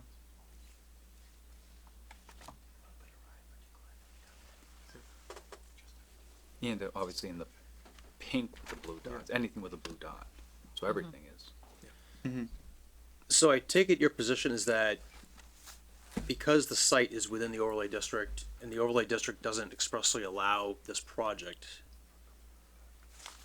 that you want a waiver from That's the correct. district's provisions. I mean, there's pretty specific enumerated under 7.4A1 allowed uses, Right. and B for that matter.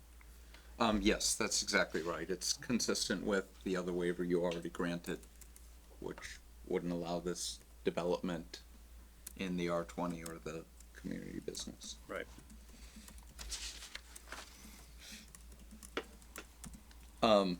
By the way, there was some language that was that kind of general catch-all language that should come out.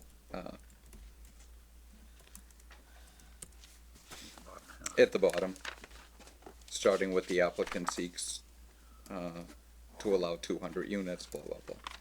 Yeah, so what about the recharge and the impervious material provisions? Did you call those out?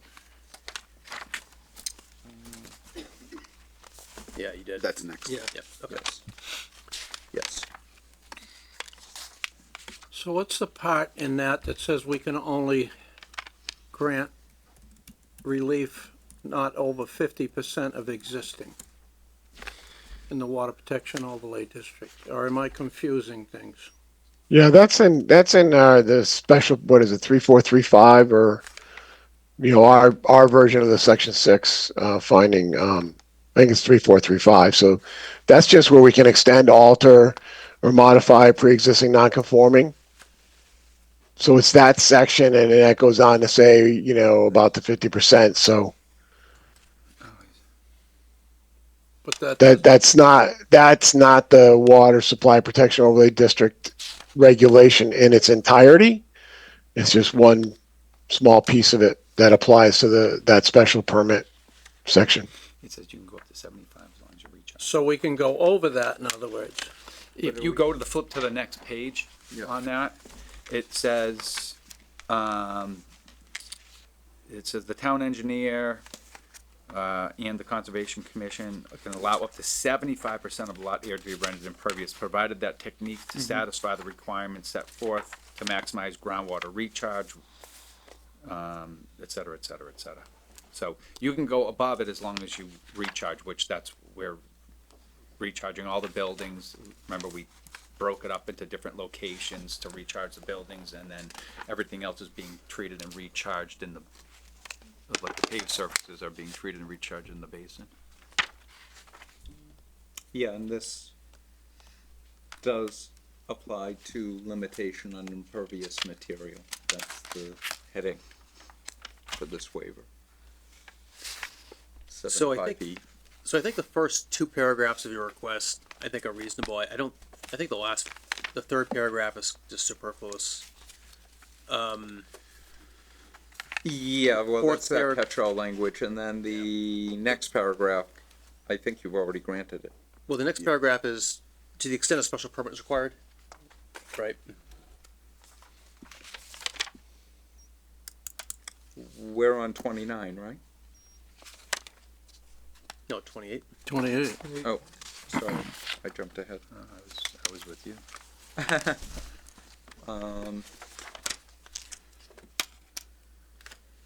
Yes, all of that comes out. Everything, after Starting with the the applicant. second paragraph, Okay, I think comes out. great. That's all that kind of catch-all language that Yep, the less said the better. the board doesn't like, yes. So where does it start? The applicant seeks waiver? Yeah. All after that can Yep. come out? Everything down to the, and flip over to the next page within that same section that all. comes Yes, the last 1, 2, out. Yeah. 3 paragraphs would come out. Yeah, so I think this first request is fine, and then we get to the more substantive portions right after that, where this is the 25-75% thing. And I think this came up in Pleasant Street, if I'm not mistaken. I think Yes, it did. we evaluated this there to make sure there was a lot of recharge. We actually asked for more recharge, and so Jeff, I would just defer to you on Certainly. whether you think the standard's been met. The standard has been met. We actually spoke of that last week at this public hearing, but nevertheless, just to be clear, with respect to quantity, the volume of surface water being discharged went down in the post-development conditions compared to the pre-development conditions, hence recharge went up.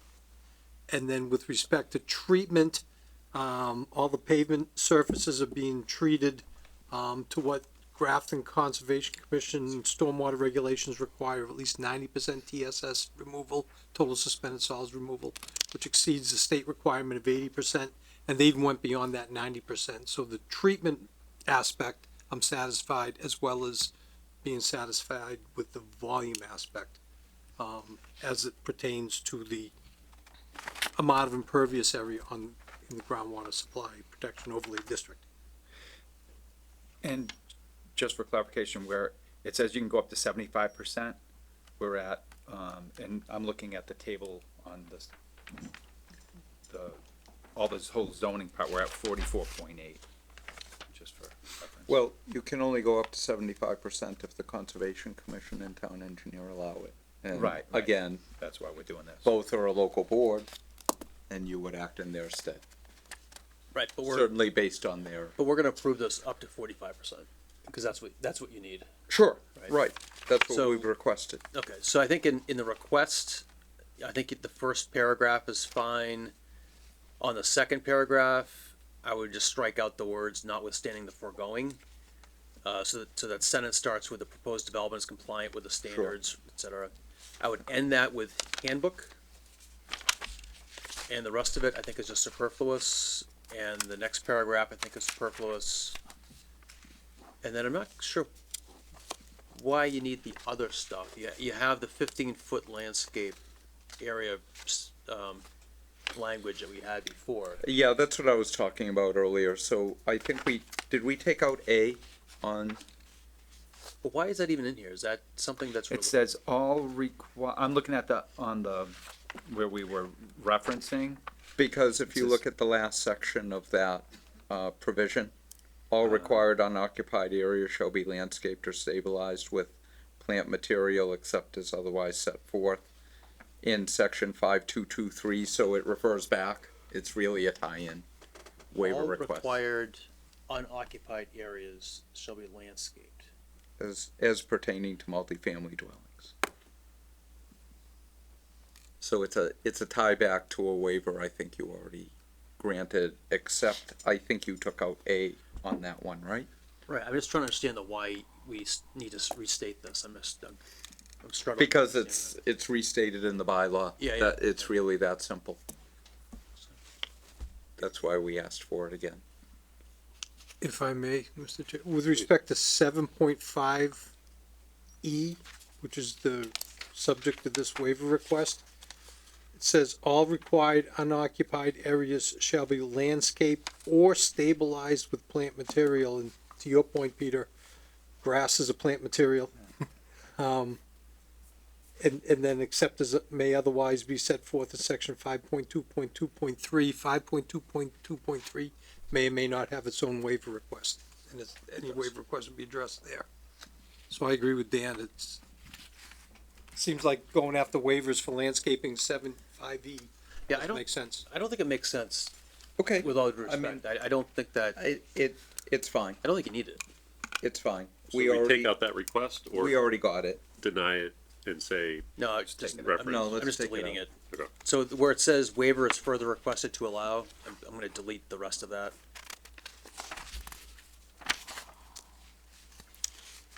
Yep, that's fine. Okay. Do we still need to keep the as shown on approved plans? Oh, at the very bottom? Yeah. Yeah. That's- No, the bottom line is here, you're asking for 45%, which is higher than 25. Yeah. And we're granting that because our engineer has reviewed your recharge calculations Right. and is comfortable that you're basically meeting the standard in the bylaw anyway. Right. Does that make sense for everybody? Yep. Okay, moving right along.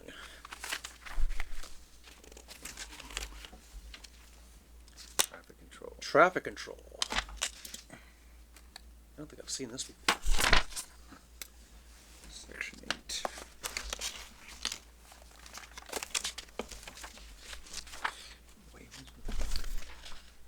So, this was. Can you explain why you think you need this? You're gonna have to.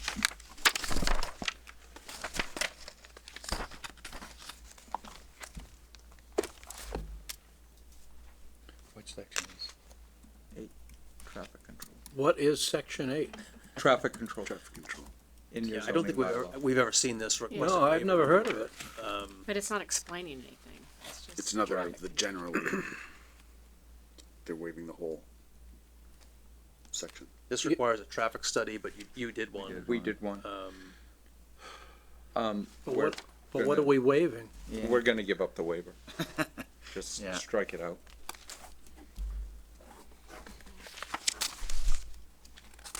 You must comply with it all, right? To the extent there was traffic peer review, which there was, with the TEC, and I know there are outstanding TEC matters that are the subject of a condition, that we would be subject to compliance for. So, But a within, qualified yes. so within the site though, there's no, No. you comply with it. Right.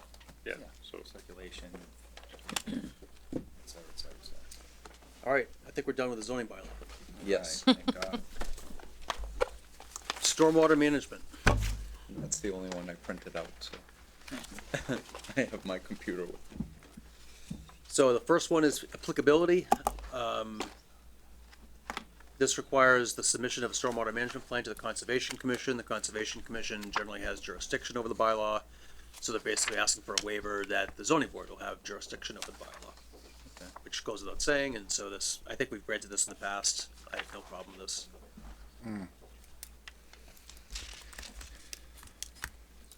It's just a process waiver. And actually, section 5 of the bylaws, again, process, this is basically a waiver asking that the zoning board has the authority to enforce and implement the bylaw, not the Conservation Commission.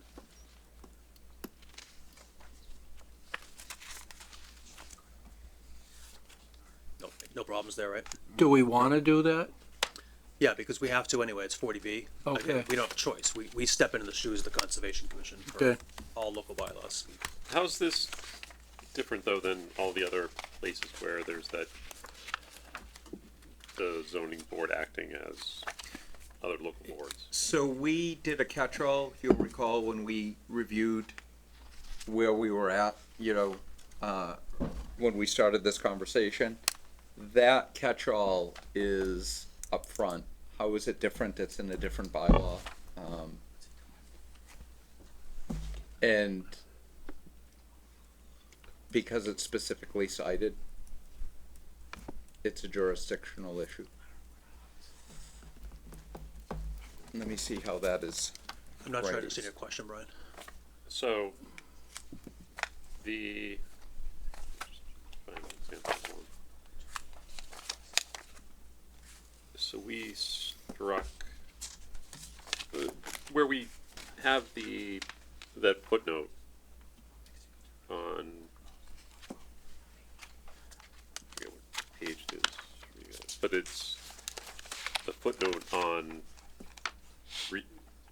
waiver request number 1. It says the zoning board of appeals shall act on behalf of all local Yeah. boards. I struck that from his request. That was the catch-all. Yeah. That was the catch-all, but you know, that catch-all does speak to zoning relief. It's on page 13. That's where Dan put the catch-all. And so on. So I guess, doesn't that also include what are we talking about here? Conservation Commission and The stormwater. where we're acting as these other boards? Right. Doesn't that go without saying, I guess? Is what I'm, I wouldn't say it goes without saying, but I would feel more comfortable striking it as a jurisdictional matter if up top we put, we broadened it from zoning relief to zoning relief and all other, relief required But under what I local put bylaws. up, what I put up top is your statement.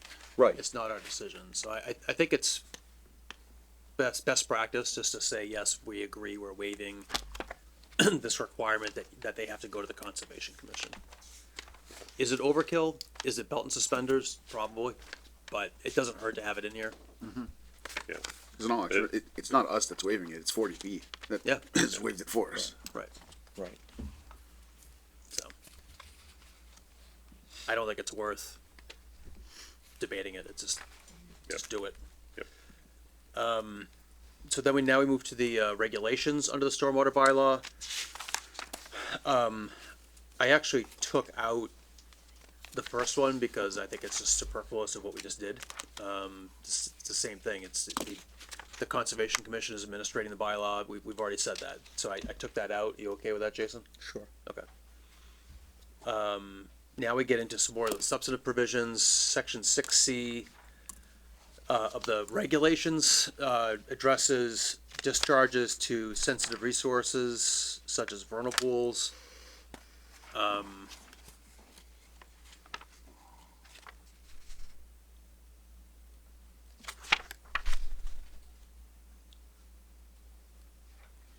Which we did. So the state stormwater handbook already has I think has a provision that requires them to have discharges set back from vernal pools. So they can't have an outlet from a basin basically discharging water right out of a vernal pool. They have to set it back, and that generally means like 50 feet or 100 feet.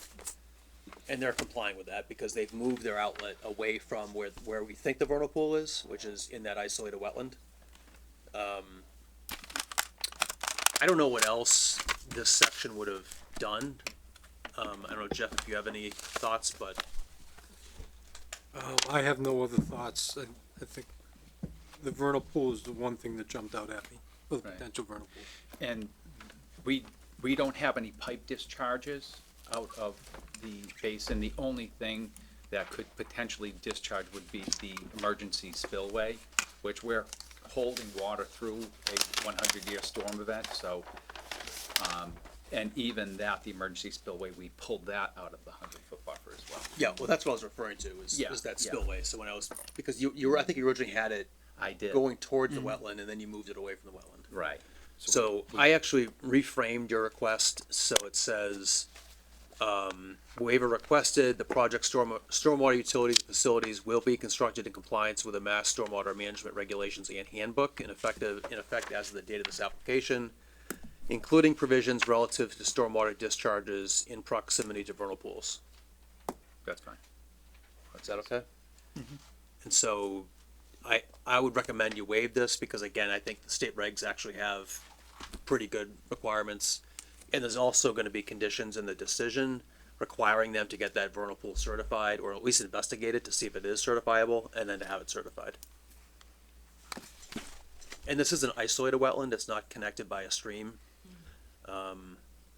In my view, the bigger concern is the water quality because of the well, so.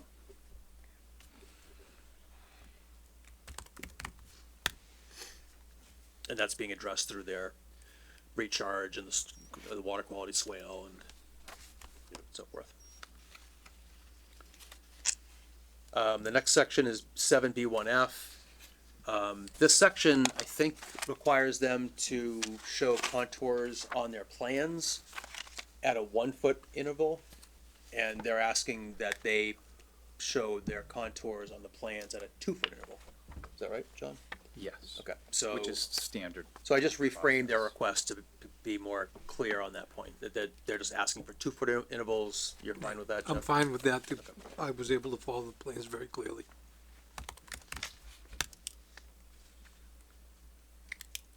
I would capitalize plans. I mean, actually, that. So the front cell is just a quote directly out of the rules and regs, I believe. All right, so the next section is the wetland bylaw. And the first one is, again, jurisdiction. And there is greater protection under the bylaw than there is under the state act, as there is in most towns with bylaws. As a matter of law under 40B, the board has to essentially administer the wetland bylaw, and they're basically making that request, just like we had it for the stormwater bylaw. They're asking the waiver to be that the zoning board will be the authority to administer the wetland bylaw. And as you can see from my red lines, I just took out a lot of the superfluous language.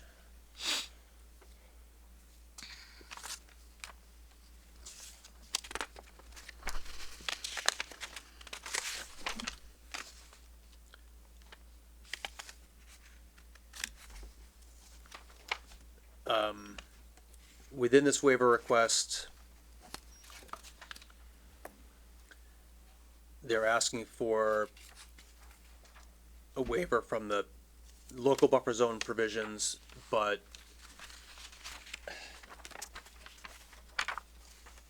Jeff, if I'm not mistaken, this is a isolated wetland, which is local jurisdiction only. Yep. And there is a buffer to the isolated wetland under the bylaw. Is that To the right? best of my knowledge, there is a 25-foot no disturb zone, 100-foot buffer zone. We have it depicted on the plan. Yep. I see it on sheet C5. Yeah. So the only work that they're doing in that buffer zone is the basin. Yeah. That's correct. Rating for the basin. Right, so, It's not even the basin itself. so it's the basin, which is gonna be stabilized, and the outlet, the outlet, which is only for big storms, is directed away from the wetland. So, So we're adhering to the local bylaw because we're staying out of that 25-foot buffer with, and again, it's just, as Dan stated, it's just off grading, for the basin, and that will be lawn, or it'll be grassed, it'll be stabilized and natural. But there will be disturbance to get there. There'll be disturbance within the 100-foot, but over and above that, we're still, acknowledging and staying out of the local 25-foot buffer. Right. So, Jeff, there is a local 100-foot wetland buffer. To To the best of my isolated- knowledge, yes. Yeah, to Yep. the isolated. So, I brought the regs. yeah, but, oh, you have them? Yep. Yeah, But I didn't look them up tonight, but yes.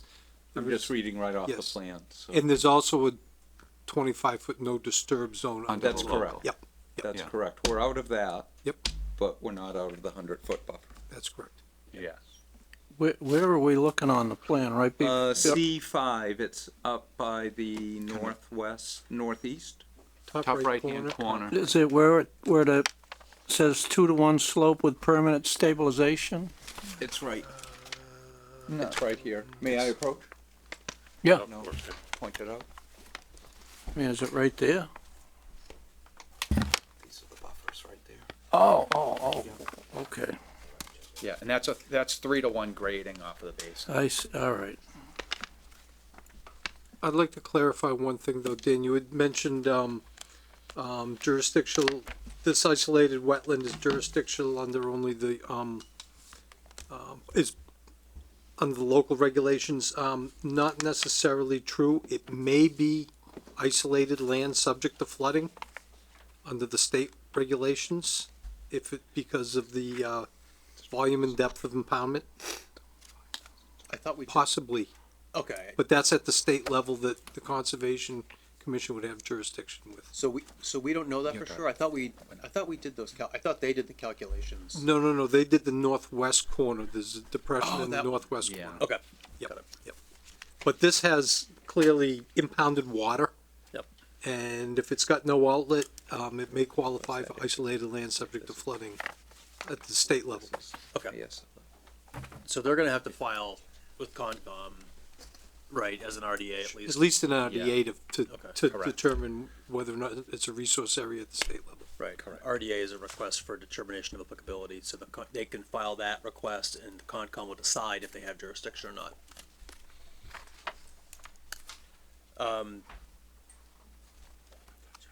So this is kind of this still is a long request.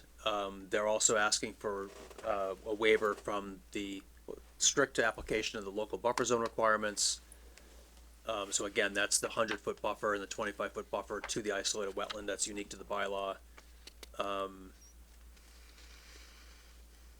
they say in the request that their project meets the stormwater standards and it also meets the Endangered Species Act. And the reason they put that in there is that the local regulations have provisions requiring wildlife habitat evaluations for when certain things are triggered. There is a wood turtle, which is a species of special concern, which it falls under the Endangered Species Act, and they have applied for approval from the state agency that administers this, and they've gotten a letter giving them permission to move forward with the project under that statute. So And I that's provided why you with they- that letter in my past correspondence. Yep. Maybe back in March. So that's why they included that language in here too. So I think I would recommend that this specific waiver be granted, and we deal with some of the more substantive provisions later on. But as a matter of jurisdiction, I think that's fine. Dan, any concerns about how broad the waiver is, with, further requested from strict application of local buffer zone provisions? That seems so general to me that they could not apply any of them, and I don't think we're saying anything nearly that drastic. I don't think they're asking for anything nearly that drastic. I just don't know if there's a more tailored way to get to specifically what they need.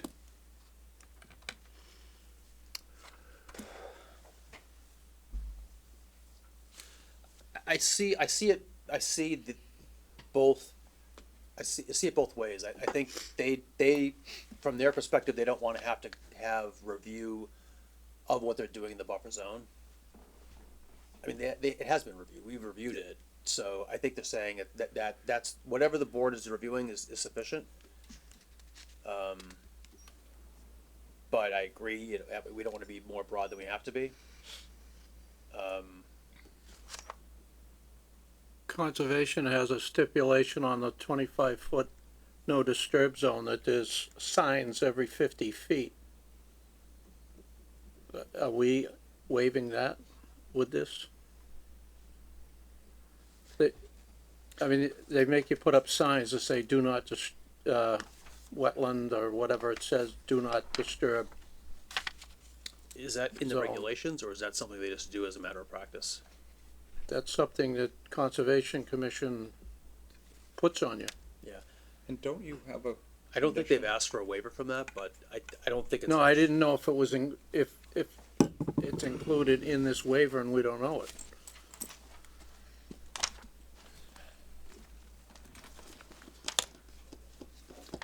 I would say no, but, I mean, we can probably take out that sentence if we're concerned that that might be read too broadly. Or I refer actually to the don't think, plan? I don't really think you need it. Yeah, Which one? I was wondering if referring to the plan would be a part of a solution. I mean, it's specifically set out in the plans. Right, and I think, Dan, to your prior point, I think it's, they're going into the buffer zone to the extent that we've seen in the plans, they're going into the buffer zone. 100 foot. To Peter's point, the reason for the, signs every 50 feet is after construction of, say, someone's dwelling. A lot of times, encroachment into the buffer zone occurs, or dumping of yard waste occurs. So I believe it's a condition, but I'm not sure about that. I'm gonna start looking through the regulations. It may be a condition. I don't know if it's a regulation, but either way, the imposition is that, there'll be signs posted every so often so that there's a visual to the homeowners that, hey, you're not supposed to do this. Now, whether or not they heed the sign is one thing. Probably but- not. Probably not, but the fact of the matter is, that with the signs there, that's the best last effort the commission can make during construction to keep yard waste and disturbance within the 25-foot no disturb zone there. And I'll try to find, as we go along, whether or not it's cited as a regulation, or if not, then I believe it would have been imposed by the commission as a condition in there. As a guidance, more, yeah, because just by point of reference, section 2 jurisdiction, this is an exact quote, so it doesn't reference, and I just skimmed through the other quoted provisions, and there's nothing about signs, It's a local, so it's probably a So local. it's a local, I mean- Condition, like a stock condition. you, that state law is edge of wetland, isn't it, Jeff? Yes. Then the town can overdo that, which they have. It used to be 5, 10, 15 feet, now it's 25 feet, pretty soon it'll be 100, but Well, at the state level, there is not a no disturbance zone. Right. So municipalities, if they have local wetland regulations, may impose its own no disturb zone. And sometimes towns have no disturb and a no building, which is a little farther back. yeah. So Grafton, the point I'm trying to make is that those emblems that we see in many of the sites in town probably come about as a condition in the local wetland permit that's given, just Right. like there'll be conditions in this decision. And to that point, the applicant can't ask for a waiver from conditions that aren't called out in the wetland regulations. Exactly. But the, go but the, I'm sorry, but the ZBA could impose them if you wanted the emblems there. Hey, along the 25-foot no disturb zone, there should be wetland, no encroachment, or whatever the signs are that are customarily used by the commission. I personally call it a land taking, but they don't like it when I say that. I like that observation. Steve Well, when Anacostia, somebody tells you you can't use your land, that's a land taking. Steve Anacostia, as a matter of practice, almost every single homeowner that abuts us puts their yard waste on the backwoods property. But as a matter of practice, we have professional landscapers, because I'm not the guy that cuts the grass and nobody here is. They have the big mowers, they have commercial, and they dump zero outside. So it's all done commercially and everything's removed from the site. So never an issue with the commercial mowers, always with homeowners. So it's not something that we need to worry about, honest. That's when, in a practical. And again, the only grading that's, it's further than 25 feet, it's off grading off the back of the basin. There's no homes anywhere near that. In all honesty, they're not even gonna run, a mower back there. They're probably gonna weed whack it because they don't wanna be on with the big commercial mowers, they're not gonna be a 3-to-1 slope going like this. Right. They're gonna weed whack that, and again, no homeowners, everybody there's obviously is not gonna walk around and start dumping yard waste down in the woods. In our Unless- infiltration basin. All right, unless they're really aggressive, but I don't see it happening. So, just to keep this moving, Yes. I'm Yeah. suggesting that in their request, striking the sentence that says waiver is further requested from the strict application of the local buffer zone require provisions. And then in the grant, I say granted, the work proposed within the 100-foot buffer zone to the isolated wetland in the northeast corner, as shown on the plans, has been reviewed by the ZBA and is approved. Okay. I'd be fine with that. Good? Yep. Okay.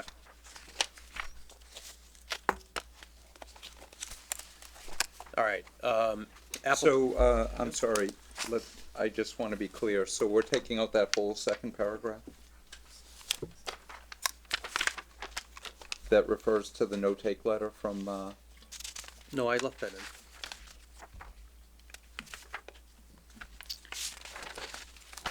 but that's part of the waivers for the request. The third paragraph, I left in the rest of it.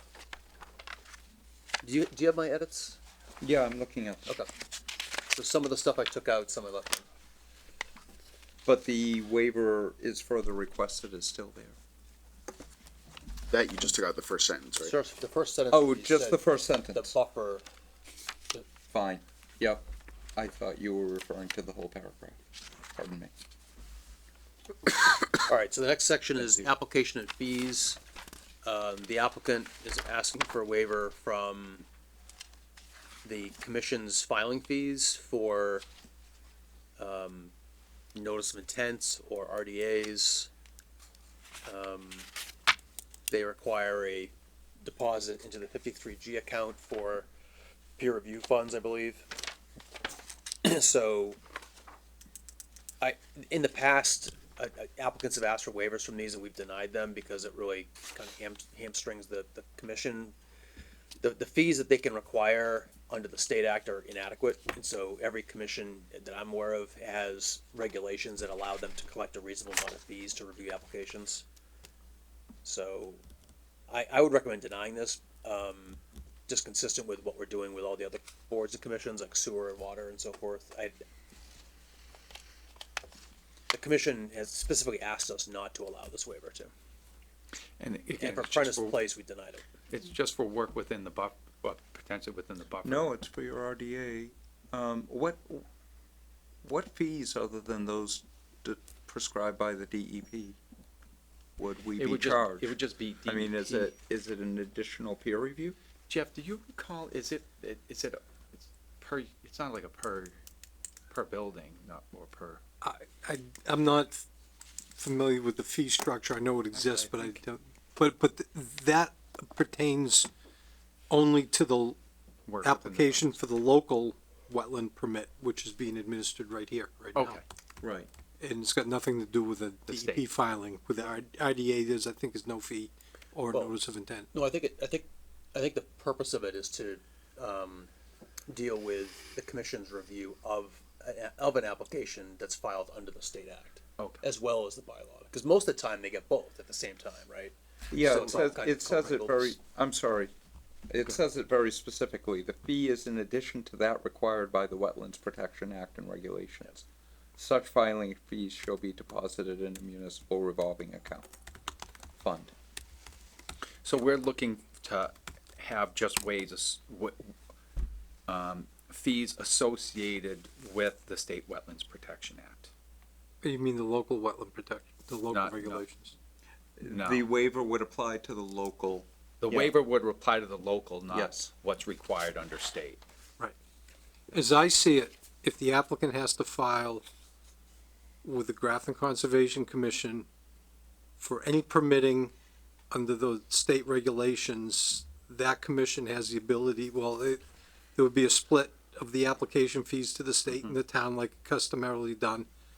And the commission would also have the ability to get, peer review fees if it needs peer review by its wetland consultant for peer review of the application under the state act. And these regulations have nothing to do with the state act. So the waiver, even though what might be confusing is the local regulations, I think, use the term RDA just like the state does. But it's a local RDA, not a state level RDA. Right, so we're looking to only be subject to the state fees. Exactly. And like you said, they can, In if they have a 53G. third-party consultant, that's, right. we're fine with that, but no, we're looking for what's associated with the Commonwealth of Massachusetts Wetlands Protection Act fees. To be subject to them. Yeah, Subject to them. Thank you, not way from. No, subject Okay, that's to. what I was- Yeah, I saw you. Look, I saw you- wincing That's at it. right. Yeah. Thought you ate something bad.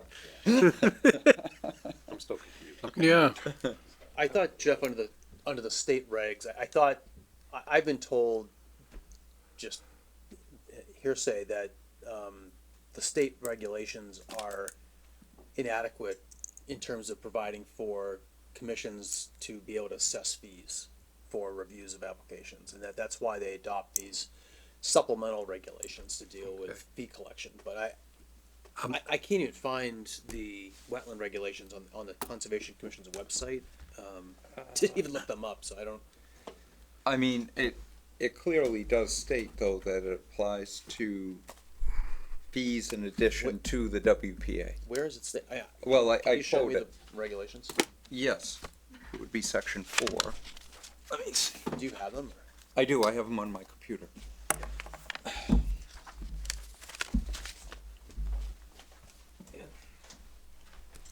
Oh, thanks. Oh, great.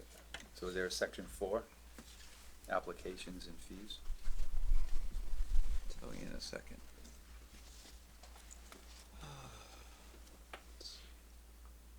What are we talking about? Rules and regulations? The local RDA, So these are just flat fees. yeah. General NOI. Wetland Protection Bylaw. At the local level, nothing to do with the state. But you're saying under the state act, under the state regs, there's also a fee schedule? For notice of intent, not for an RDA. RDAs, to the best of my knowledge, there's no fee at the state level. Are you asking for a waiver from section D, the rules from hiring consultants? Section, would you say section D. D as D as in dog? D isn't Dan. Hold on, I'm trying to find my. We were looking for a waiver from section 4.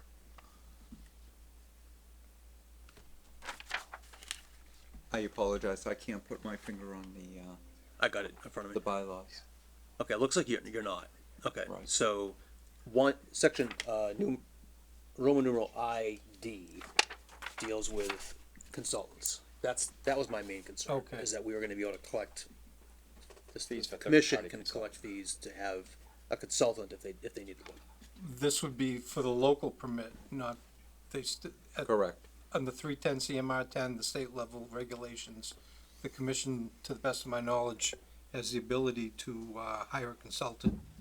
For example, to review whether or not it's isolated land subject to flooding. But they're not even asking for a waiver for this, so that's But- fine. Can I just add, how much are we talking about? Well, it could be tens of thousands of dollars. Like if the commission needs to hire a wetland scientist to review something that they file, I mean, who knows? I've seen these blow up. Into Right, massive. but that's covered elsewhere. It's it's in section D, and they're not asking for a waiver from it, so I'm fine. What's the fees that we're talking about in section 4? For RDA, it's $25. Well, We've spent, Alright, we're so- debating it. I know, that's what I'm. For an getting at. NOI, if there's $25 on the floor, I'd buy for it. or is that per unit? I'm sorry? Is that per unit or per acre or?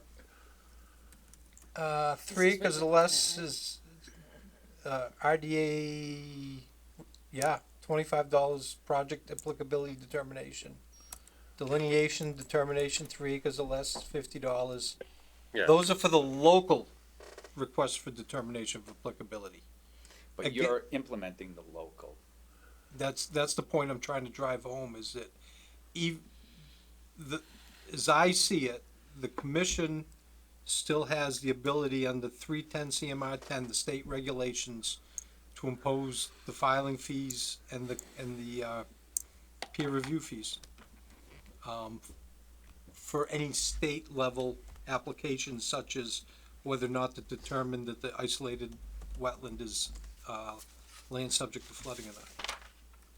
So, I mean, I'm inclined, wouldn't we just deny this and move on?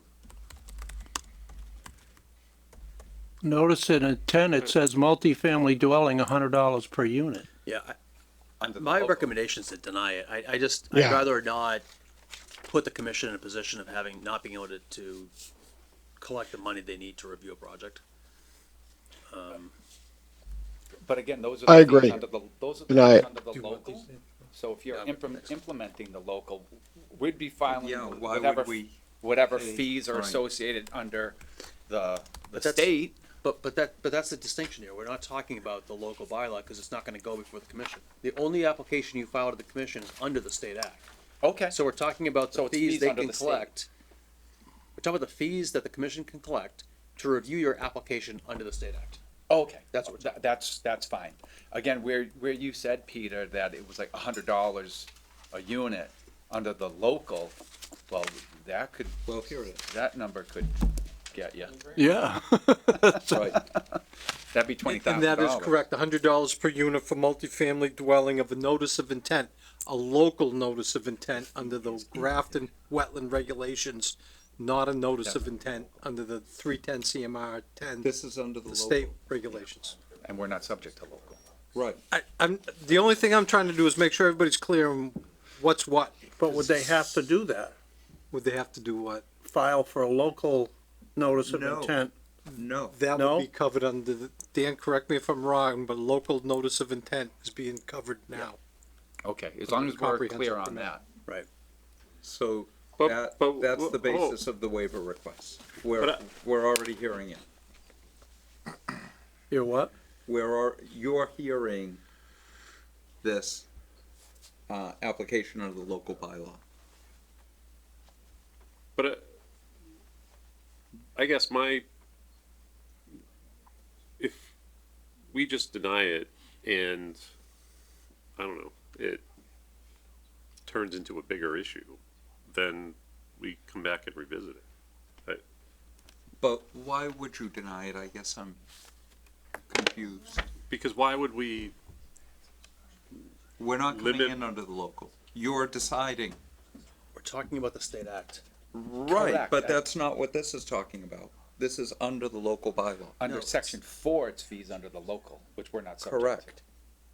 It's in addition Section- to that which would be, Section 4 is talking about fees that the commission assesses for applications that are filed under both the local bylaw and the state act. It's not just the bylaw.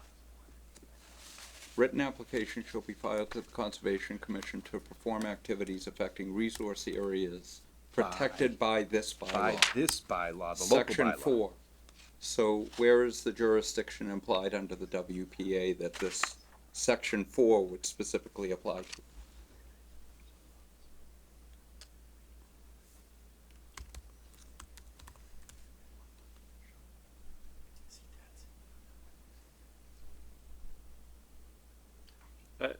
I mean, I'm still, I think we should deny it, and if Yeah, and it there's even some talks about. confusion I'm sorry. later with the Conservation Commission, come back. It even talks about concurrent jurisdiction. Mr. Chairman? Mr. McCusker. Yeah, I agree we should deny it. To the best of my knowledge, and Dan or someone could correct me, I don't think we have ever waived any fees associated with these 40Bs. And I don't know why we'd start now. So I would be absolutely a deny on this and and I think any other request that we waive fees. We've never done it. We don't, and I don't think we should start now. I mean, it actually, just as a footnote, it actually does say at the end of section 4, the commission, which in this case is you under the local bylaw, Right. not the WPA. Well, we're still denying it. And, right, but it does say the commission may waive the filing fee and costs and expenses for a permit or other application or RDA filed by a government agency. Okay, we're not that. Pardon me.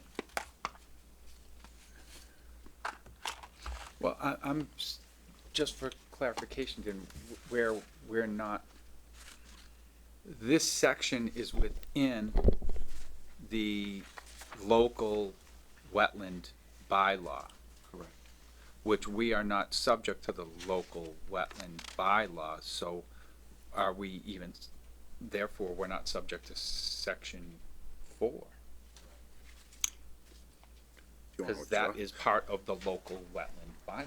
Well, but in order to not be subject to this provision of the local wetland bylaw, we'd have to be granted a waiver from it. Right. But they already did. No, they No, denied no, we've it. not. They're inclined to deny it. Mr. Chairman, as I see it, the application before the ZBA here with respect to the local wetland regulations has been reviewed, and the applicant sees little risk in seeing additional peer review fees for the application that's already been reviewed. So if you deny it, they still should expect to bill for zero for review under the local regulations. Unless the ZBA asks me to revisit this for any reason. And then it's. Yeah. But, I, yep. I just, I don't see any, it's just not something we've ever waived before, and there may be nothing here, so I don't understand why we would waive it. Belt and suspenders, it's all the same. I'm not even sure why we're still debating it. I Right. mean, I think we understand what it is. If we're going to vote on it, then we can vote on it now. But I think we do that later. Let's move on. I mean, I don't. I think we all understand what this is. I think we all have our know how we feel about it. Let's go. Okay. All right.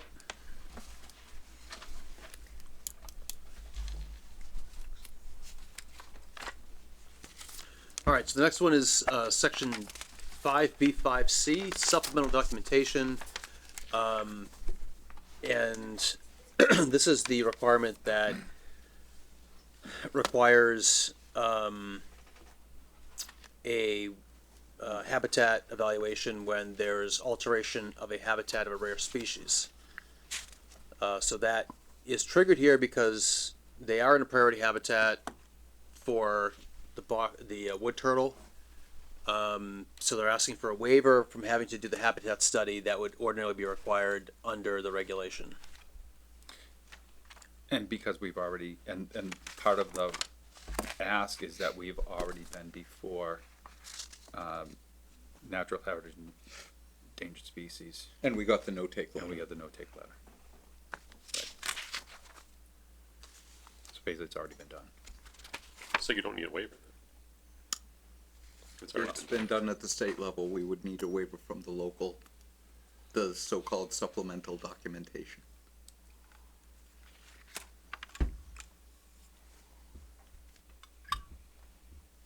Dan, you asked for further comment. So I did ask Leah today. I haven't heard back. I mean, that was early afternoon, so maybe she didn't see the email yet. But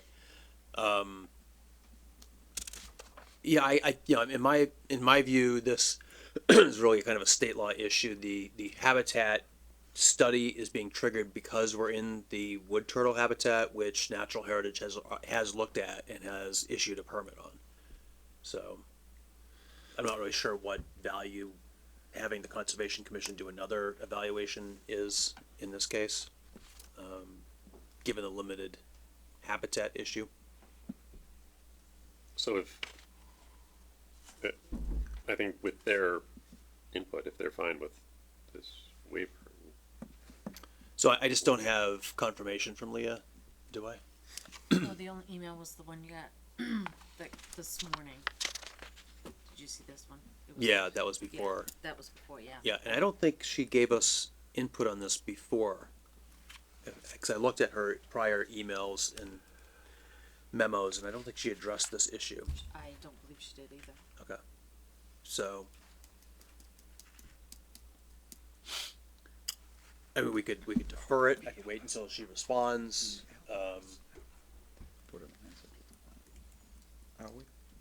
Haven't we got a couple No. citizens' The island. concerns about habitats and all that stuff?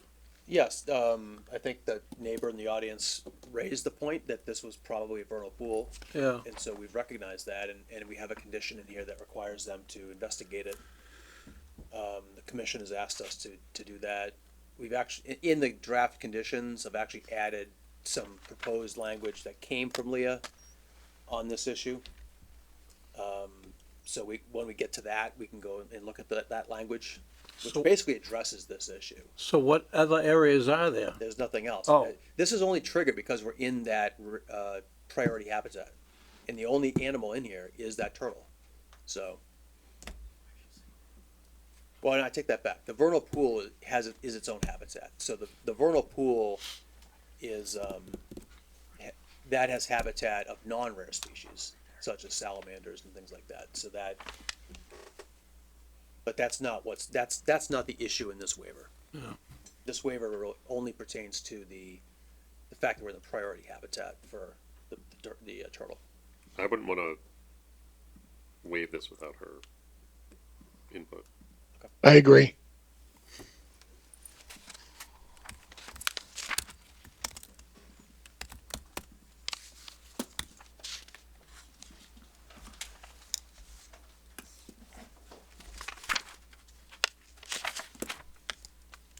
All right, let's table that. The next one is 5B5H11. Supplemental documentation, infiltration type drainage systems shall be located outside the boundary of wetland resource areas and wildlife habitat areas. So they need a waiver from this because their basin is within the priority habitat, right? Is that why you're asking Yes. for this? Yeah. But again, it's been reviewed by Yeah, Natural Heritage. so Natural Heritage does have the plan that they've reviewed the plan that shows the basin in the location that it is today. And they've signed off on it.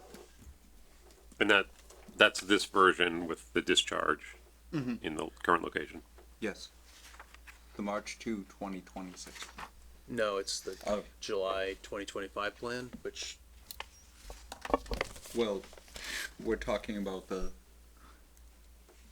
Well, location of the as- basin, right? Yeah, the basin. He's talking about the emergency spillway.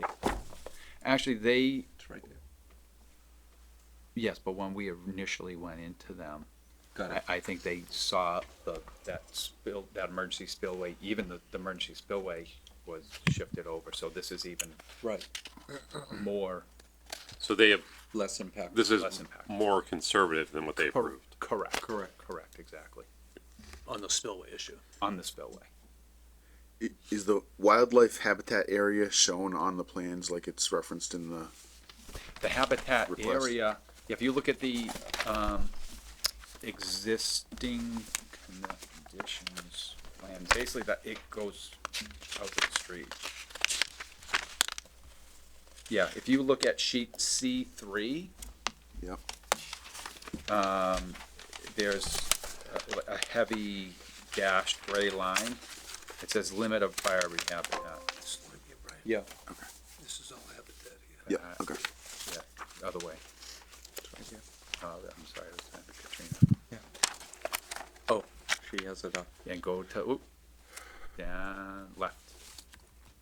Out towards the street. There you go. There you go, see that? You wanna I didn't- shift it up? Yeah, maybe you go shift double it just so you can see. There's the existing house at the street, and then behind that, that heavy line right there where her arrow is, that goes north-south, that's the limit of the priority habitat.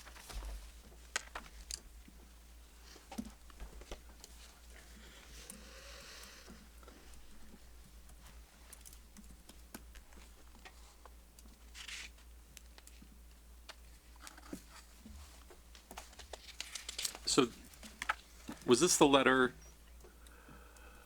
or the same issue where they had issues with the curb height curb angle?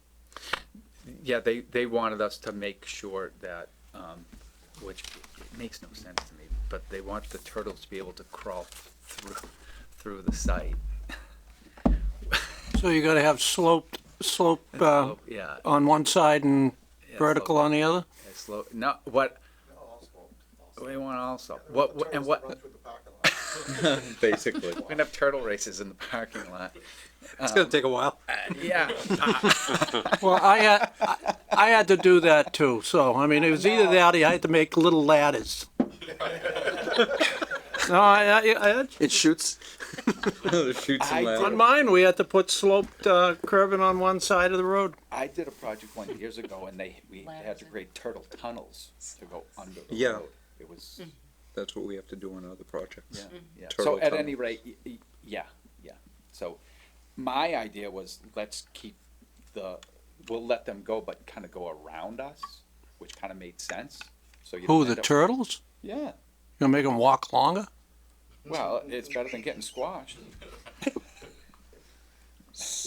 But at any rate, we already, yes. We did what they told us to do, but it didn't make sense to me. And the letter you're referring to is from Fisheries and Wildlife Division of, Yeah. dated August 13th, 2025, and I would have provided that to you. Yeah. In a transmittal.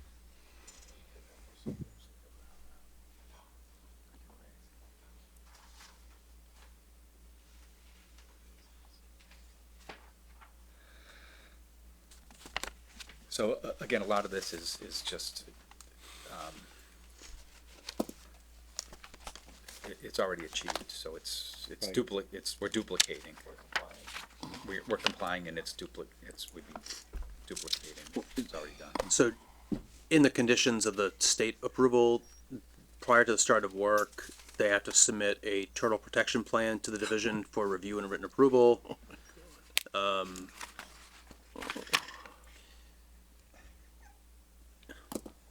That's legitimately not funny. Limits of work, installation of Cape Cod berms or equivalent. So there's a list of 5 conditions that they have to comply with to comply with this issue. Is their waiver too specific? So the waiver only calls out the location of the stormwater management basin within the wildlife habitat area. But according to the plan that we pulled up, I mean, most of the site is in the habitat area. Yeah, but the section only pertains to, basins and To- outlets. That's the specific Right. section, so it's addressing that one section. C3. Section BB5H, Roman numeral 7. Did you see that line? What, all this? Yeah. All that? Yeah, so this section only deals with the basin. Yes. So are you guys fine with this, or? Well, they're complying with all the requirements in that letter from Mass Wildlife. They have to, right? Yeah. And we incorporated that letter as a condition in this permit.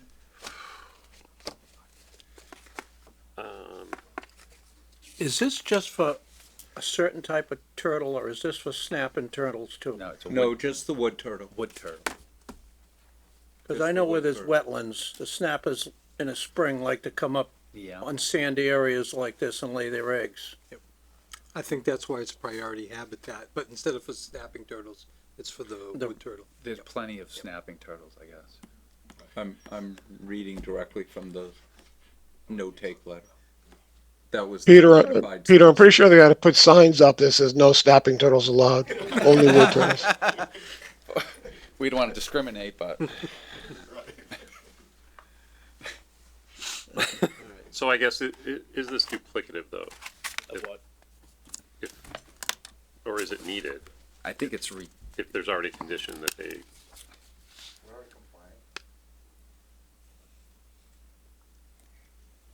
So I guess they need this We have this basic waiver structure. specifically otherwise, Yeah. for the structure. Yep. otherwise the drainage that we showed means nothing. Yeah. Okay, never We mind. have basin structure in the wildlife habitat. And the next one It's the same thing. is the same exact thing. Infiltration type drainage systems shall be located outside the boundary of all protected wetland resource areas and wildlife habitat areas, so it's the same thing. Yeah. Right. Okay. Let's keep moving. All right, so I think we're up to the Grafton Water District. So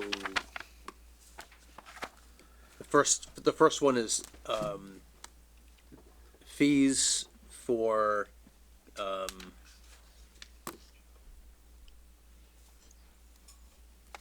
I guess I wouldn't. It looks to me like they're connection fees.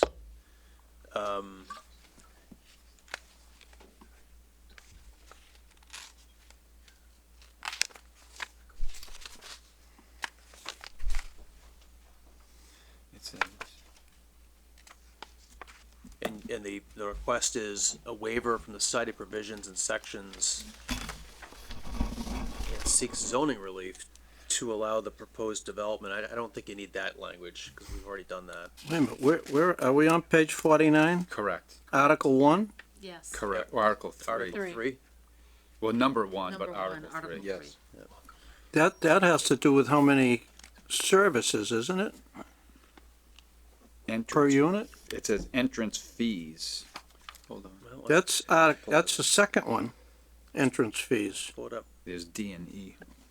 Well, the first one says entrance fees, but it says,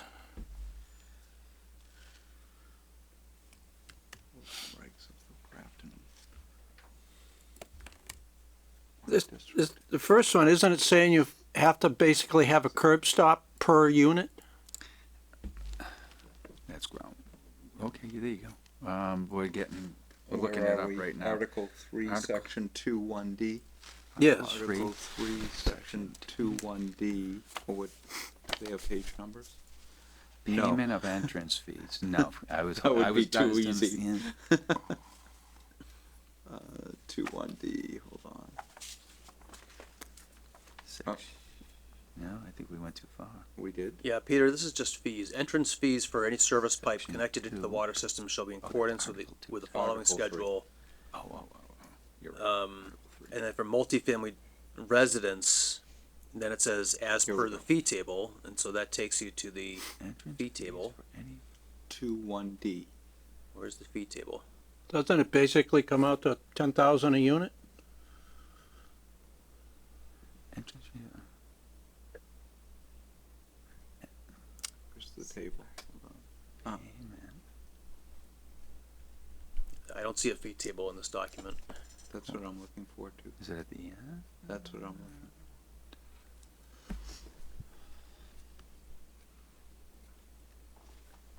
Too many rules. Steve, what's a house now? No. Off the top of my head, I don't know. Isn't it 10,000 or is it 7,500? You're talking Grafton. Yeah. Right. I'm not sure. Article three, section. Well, a couple waivers down, they say it's 5,000 for each residential dwelling unit. Yeah, but it's not attached. Website. But that's sewer. So, Oh, it's on the website. Grafton that District what we're talking website, about? Article 3, Section 2, multiple family Oh. residence, all structures containing more than one dwelling unit where each unit is required to be on an individual service and curb stop, $7,500 per dwelling Oh, unit. 75. Where each individual unit. Yeah. Multiple family residences, all structures containing more than one dwelling unit where the building is allowed to be on a single service and curb stop, $5,000 per building, and $5,800 for each 1 and 2 bedroom unit, and $6,800 for each 3 bedroom unit, $7,800 for each 4 bedroom unit.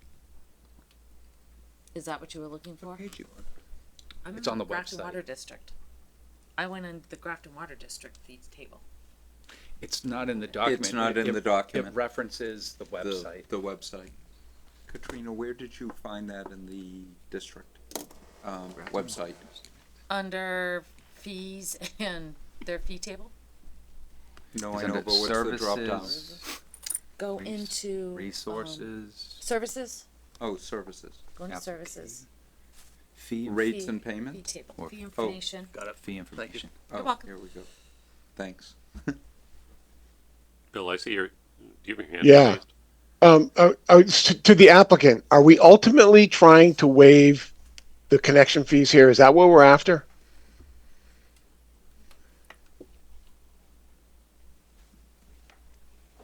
Hello? Yes, I mean, we're, Okay, so the answer's no. Let's move on. all right.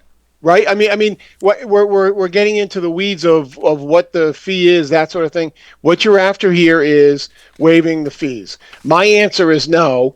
I think we can communicate. That's what we're after is waiving the fees. People can make up their mind. We'll vote on it when the time comes. Let's move on. I mean, I don't see the point of trying to determine what the actual number is and, what points to what, where, and all that. What difference does it make? What you want is to waive the fees. We've never done that before. It's very easy to communicate. That's what you're after. Right. People can make their mind up when it comes time to vote. Mr. Chairman, I might add the LIP specifically calls out that the applicant will not seek waivers of water connection fees. Yep. Thank you. Does catch. it say water? Doesn't it mention sewer? It references water connections and septic approvals and installations, but Okay. Yeah, I mean, no one in town is going to be happy if we start waiving sewer fees and water fees and that sort of thing. Yeah, in light of that development agreement, I would just take this out if I were you. I think I don't think you should have asked for it.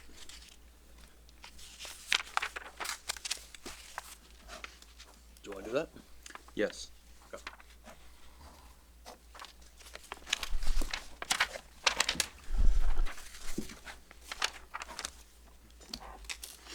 Okay, so then, okay, we go to Grafton Sewer Department. I guess that first one's a no-go.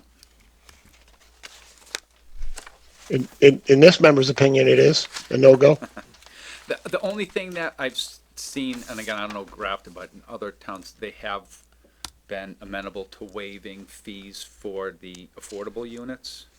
I don't know if the board would consider that. I don't think we've even done that. I don't ever remember doing that. It's a first for everything. I mean, the trouble is that the town just borrowed a few years ago, $40 million to upgrade the sewer plant, so. Yeah.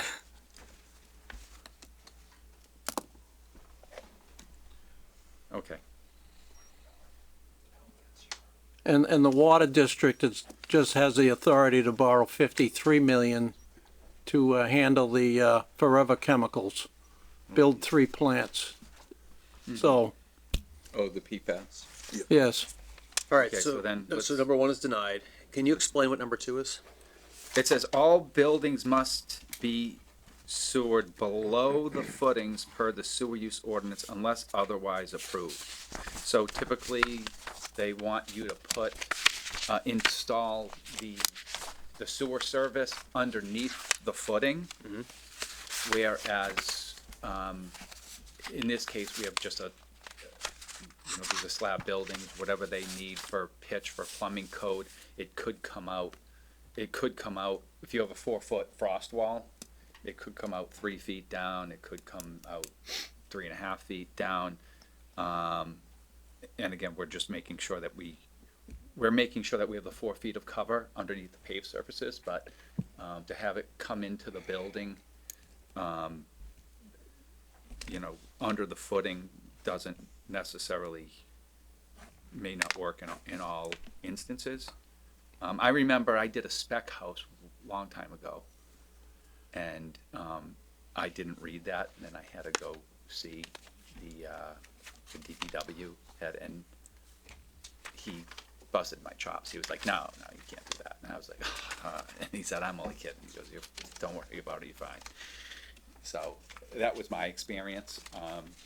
I can see I guess the intent, like, I don't know who said, would be if someone puts a bathroom in their basement or they build something down there, that it can go gravity under the footing. Whereas these are slab buildings, it's not the case. But when is that determined though, what these will actually be? Your hardest, We do have, your hardest building must be number one. You must be going out through the wall on building one. there's no basements.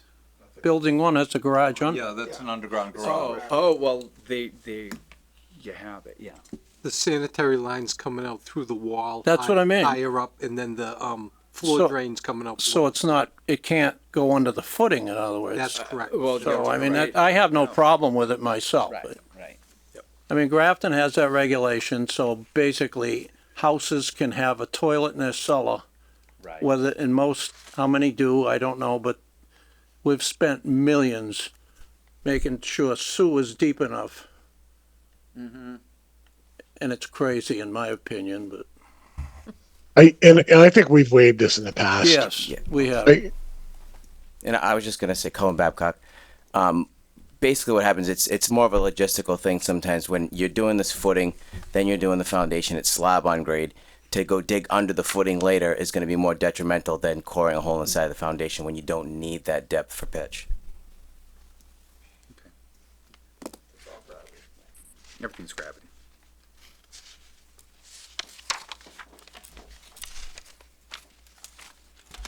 Okay.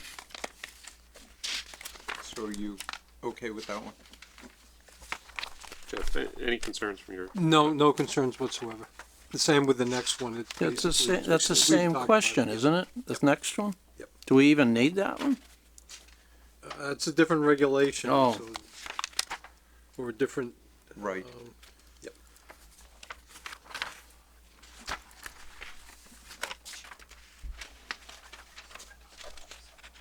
Waste pipe exiting the building through the basement before connected to the Alright. sewer elevation below the basement or whenever possible.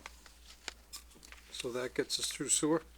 I think that gets us. to So we're sewer. okay with that last one?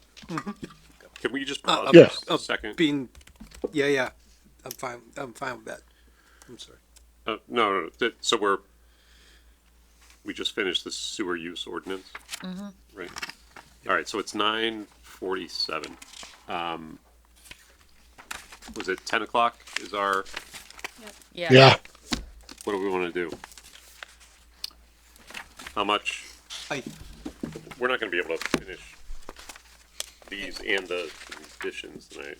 And if I can suggest, I mean, you're waiting to hear from the conservation agent on at least one of the conditions.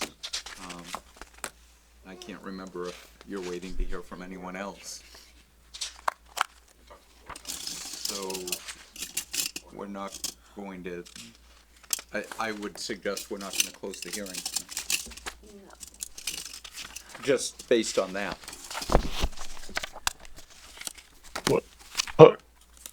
So, do we want to, I don't know, continue? Do we have an idea of how much more? Maybe I'm directing this to Dan, but I mean, how much more did we want to get through tonight? I have no desire to go to midnight or something like that. No, To do it.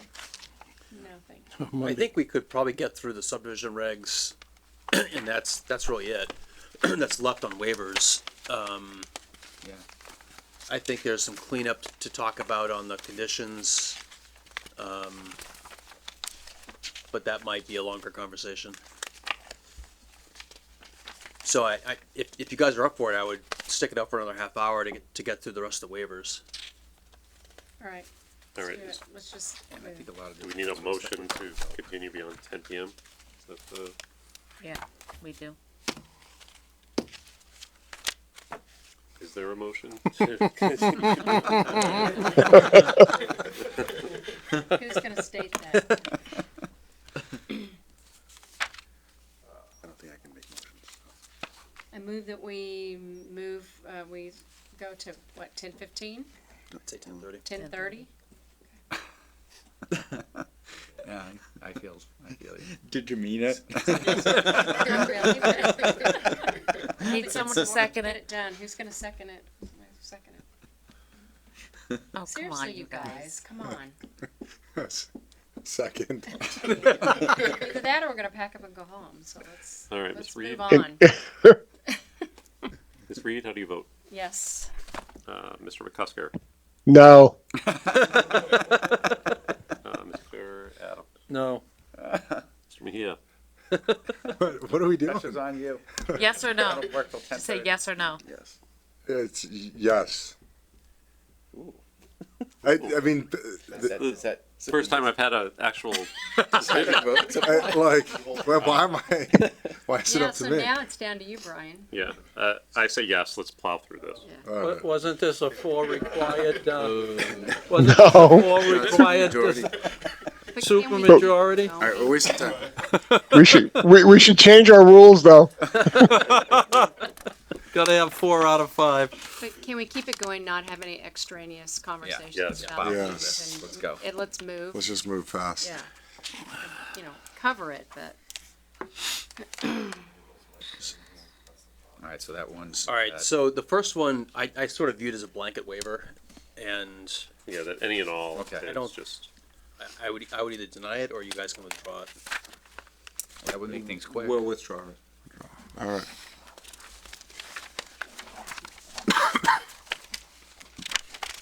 Nice. Curb cuts and berms,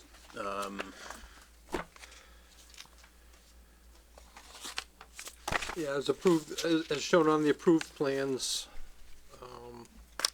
they, I forget what's it, the entrance radius? It's granite, I just don't remember the slope granite edging and vertical granite curb, but either way, what's on the plans, I did not have a problem with it. I believe, DPW might have looked at this as well numerous times. So I had no issue. Well, wait a minute. Which one are we talking about? 2 or 3? two. Number 2. Isn't that a general? Oh, okay, I was looking 3.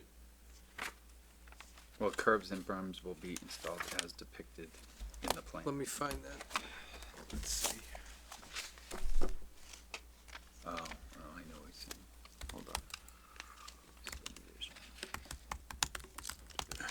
4.2. So we gotta have a set of plans in front of us to, I don't even know what they're putting in, but it must be, is it asphalt? No, It's granite at the entrance, I don't remember the slope granite edging and vertical granite curb. There's vertical, I forget what, along the sidewalks, and I thought there was Cape Cod berm elsewhere. Two. No. I'm looking, am I right about that? What's keep? No, we have, It's just angled bituminous, angled we have, asphalt, we have sloped everywhere. sloped everywhere, that's sloped, yeah. Sloped everywhere. Slope, Granite. Granite oh, slope granite everywhere. everywhere? Yeah. nice. Wow. Everywhere. Wow. Yeah, well, that's what natural heritage, because we gotta let the But turtles through. so 4.2 is not asking for anything specific, is it? No. Granite curbing, unless otherwise specified, Yeah. or granite So- curbings in the dimension, I think that. vertical granite curbs or SA or SB type slope granite curbs. Yeah, that's a good point, Bill. I may be think that's, provided I anywhere think this is an inappropriate waiver. in the following It's not a locations. It's provision. not stating anything. So it's Yeah. slope granite.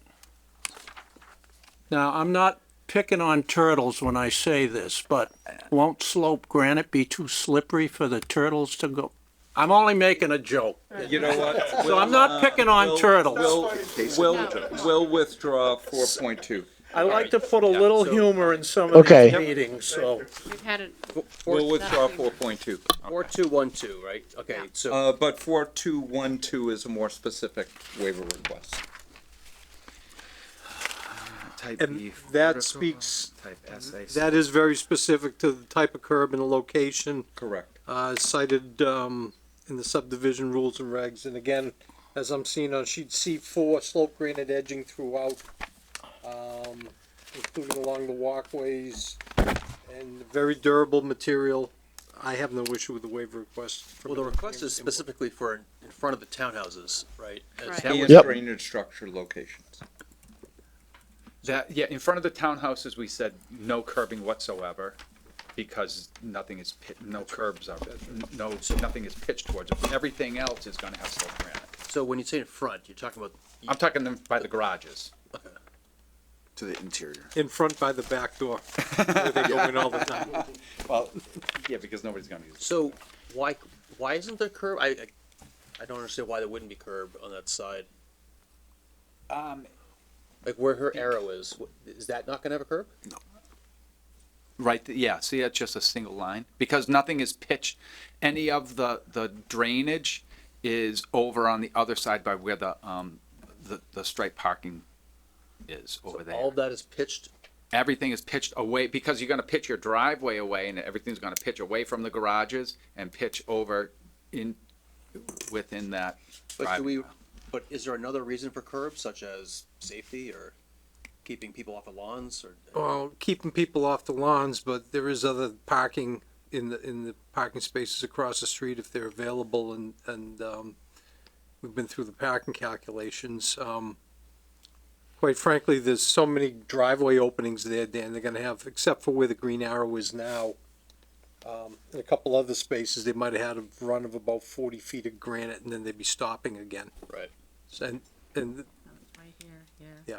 here. Importantly, though, no water's gonna run parallel to the curb on that side of the street because it all pitches away, so there won't be an erosion issue. That's common when you go Or walk. puddling.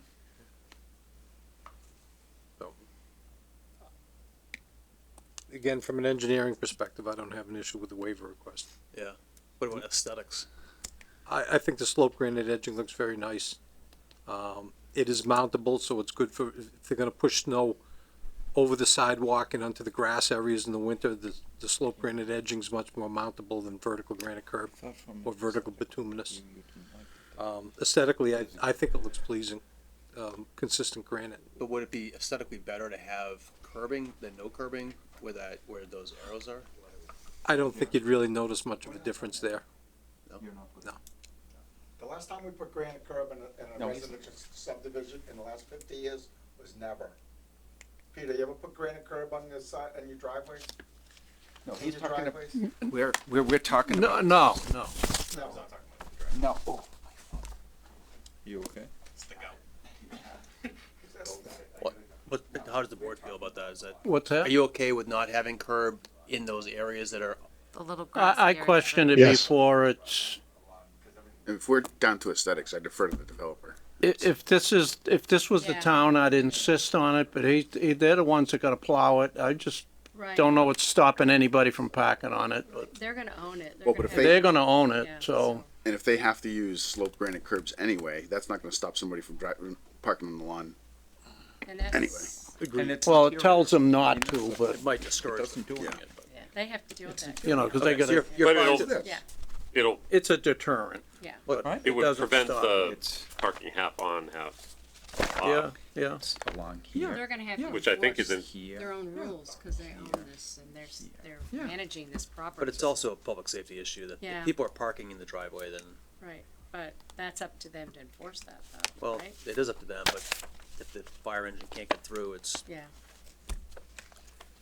I defer to our peer review professionals. If Jeff's okay with it, I'm okay with it. yeah, me too. I think with respect to blockage, if there's emergency access issue, that's a management issue. And as long as there's something that says they gotta keep the emergency ways clear, then it's on management to make sure that happens. So we were talking about granite. Yeah, but people going over the curb. Yeah. Yeah. okay, so I Yeah, think, I say, go Leave with it. Jeff, granted.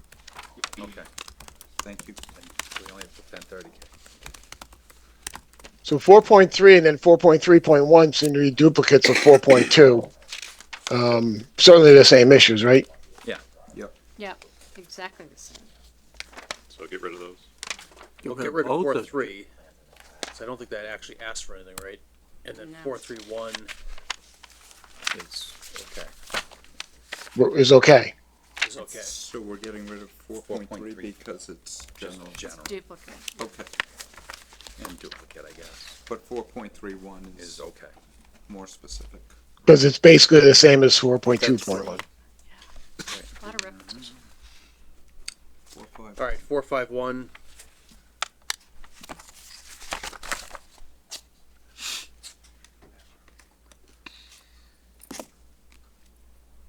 Four point five one gets very specific to saving natural features and trees.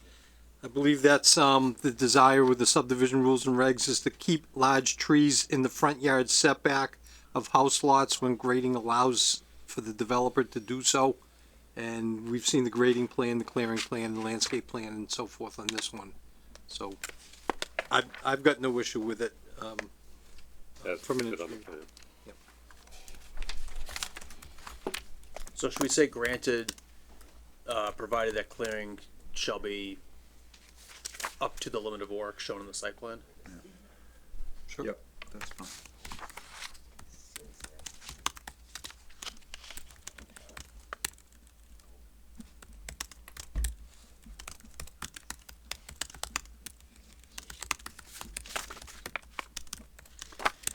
Okay. All right, 4713. This is more tailored towards a subdivision roadway layout. With a pertinent Yeah. utility, in-ground utilities. Yeah.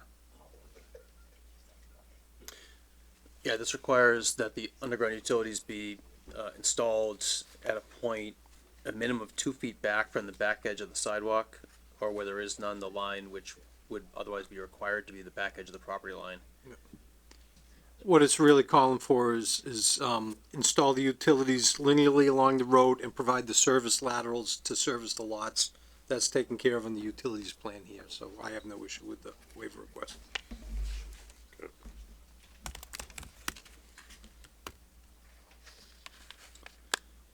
All right, 472 sewerage. We basically, I think, already covered We it. already That covered is that correct, one. under a different regulation. Under a with the same different language. regulation. Okay. Well, what are we doing with this, though? Waiver requested from sewer use ordinance. Is that what we did before? We talked about the sewer use ordinance? It was exiting the building under the footing. But it was under a different bylaw. Yeah. The sewer use ordinance. It's the same thing, it's just stated. 3.7. In a different Oh, yeah, place. we did that, okay. Yeah. It's a bunch of pages before. Well, you had one waiver Yeah. request and we granted it. Yeah. So, Wait a minute, sewer use, Yeah, number 8, 4.7.2. yep, what I'm worried about is, it says, the waiver request of the regulation, I'm sorry, conditioned upon approval by the Board of Sewer Commissioners. My thinking is that if the waiver request has got to do with location, depth of the sewer, that's one thing. If it's got to do with compliance with the sewer use regulations or the Board of Sewer Commissioners of fees, that's a different thing. And Dan, I'm at a loss as to what they're requesting, whether it's sewer well, in the location. second column, they're saying waiver requested from the sewer use ordinance, section 3.7. But they And already that's got where that. So we granted that. So the that, elevation below the basement floor, that was, I think that's all they're asking for Okay, here. okay. And That's so fine. I would actually strike out the rest of this because it's just duplicative of what we already granted. What would you strike out? So after, where it says waiver requested from Grafton Sewer Use Ordinance, I added the word section 3.7, and I would just end it there. Cause you're just repeating what that says, we don't need that. And then I would say granted, ZBA has granted a waiver from that section. Is the, we have to just go back to it, for a second. Do you remember where it is? Because this is specific to buildings 1 and 4, and I'm not sure that the granted waiver request, the previous one, was that specific. I don't think it said a No, building. it was more general. I don't, yeah, it was more general, yeah. Yeah, so it covers it. so should we take out the building 1 floor? I took it all out. Oh, okay, good. Yeah, unless Dan made any edits as it was written, it was waivers requested to allow sewer to be constructed as shown on the approved plan, or Yeah, on the plans. that's fine. If that's fine for the board, that's fine for me. In that second paragraph as well. I took everything out. Okay. Lighting. 476 lighting, street lighting should be located where required by the planning board. Waivers requested to provide the lighting is shown on sheet L2 of the plans. I have no issue with that. That follows the discussion we had earlier tonight about lighting. Right. Okay. Cruising now. Similar as previous on number 10. And I took out a lot of that language in the request. Well, on 5.2, we should take it out entirely. It's a Oh, yeah, general- I was talking Yeah. about so. Right.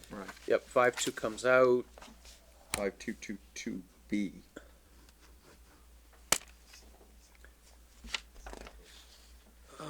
I'll share with the board that subdivision rules and regs call for 2 3/4 inch thickness of binder, 1.5 inch thickness top for a total pavement thickness of 4 1/4 inches. We're at 4. They're requesting a waiver to 4 inches at 2.5 and 1.5.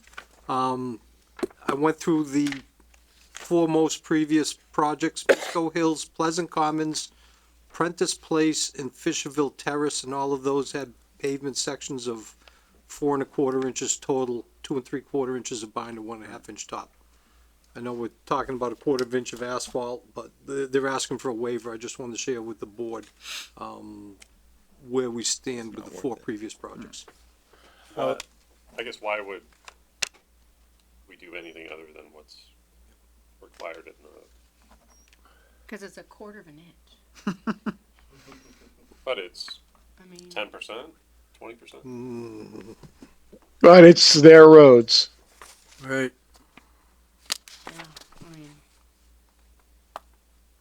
Yeah, I think the intent is the intent of the regulation is for future public ways to be constructed so they're durable and not gonna require replacement maintenance as soon as otherwise they might.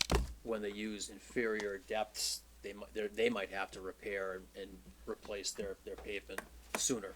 Yep. And that's probably more of an issue for them than it is for the town. But this should be specific to the site and not Snow Road. Oh, absolutely. Oh, yeah, this is all within. This is all for the interior of the site. The only other thing too, a little thicker gets you is that customarily, the roads get up the binder in subdivisions and then house lot development occurs and you've got anything from heavy equipment to tracked equipment running up and down the road, and I think that might have been the intent. I can tell you that in 25 years I've been working on Grafton projects, that hasn't changed, and again, it's in the subdivision rules and regs, but I don't have a position one way or the other, but I want to share with you the history on the 40Bs that I've worked on. But as Dan indicated, if I can just interject, it's our responsibility. It's not a public way. If it breaks down, something happens to it, we have to fix it. I can tell you what the problem is. The problem is that we. Jim, Jim, whoever's gonna talk, Steve. sorry. The problem is that we always have to go over. Like, that's the minimum. So it won't be 4 1/4. It'll be 4 1/2, 4 3/4.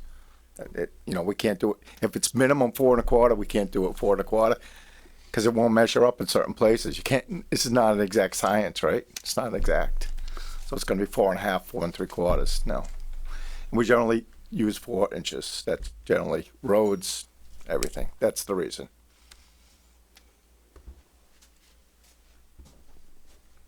I guess I'm fine as is. yeah. I'm okay. Minor.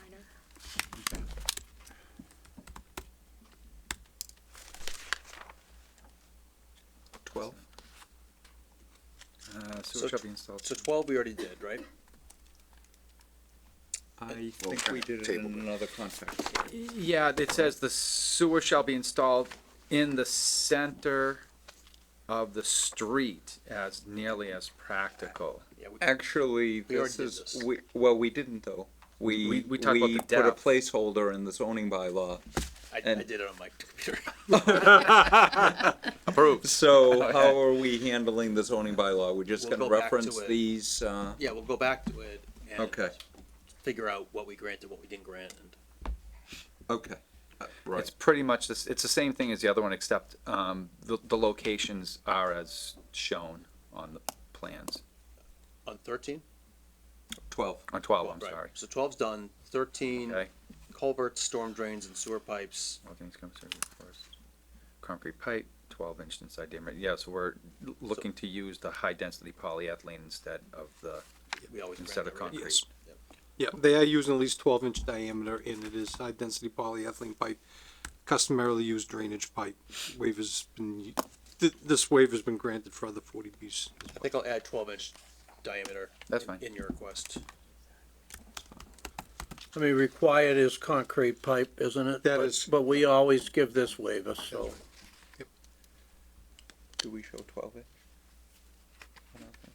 Yeah, we don't go below that. Okay, 14 is 4 feet of cover drain pipes for special uses. All right. culverts. This is 4 feet of cover over drain pipes. We talked about this too. You want 2 feet of cover. Correct.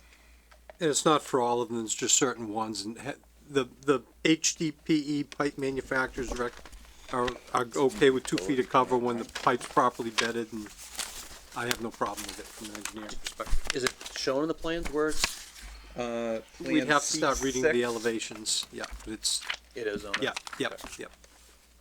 By reading rim elevations and invert out elevations of structures, you can determine the amount Right. of cover. So you're okay with it, the board's okay? Yep. I'm okay with it. Next one is, 5423, sewer pipes and appurtenances shall be designed, installed. What's this, number 3 or 4? Number 15, 5, 4, 2. No, I mean, No. is this But the we've third or already done fourth, this. the Oh, third or oh. fourth time we've covered this I one? think it's 12. Right. And you're just asking for the same Yeah. waiver. It's sewer use ordinance, section 3.7, right? Okay, so I'm gonna end that with section 3.7. I'm gonna delete everything else. And we're gonna grant it. Sound good? Yes. Yeah, we're making great time. Okay, 513-1, streetlights. This sounds like we already did this already. Yes. So that's granted.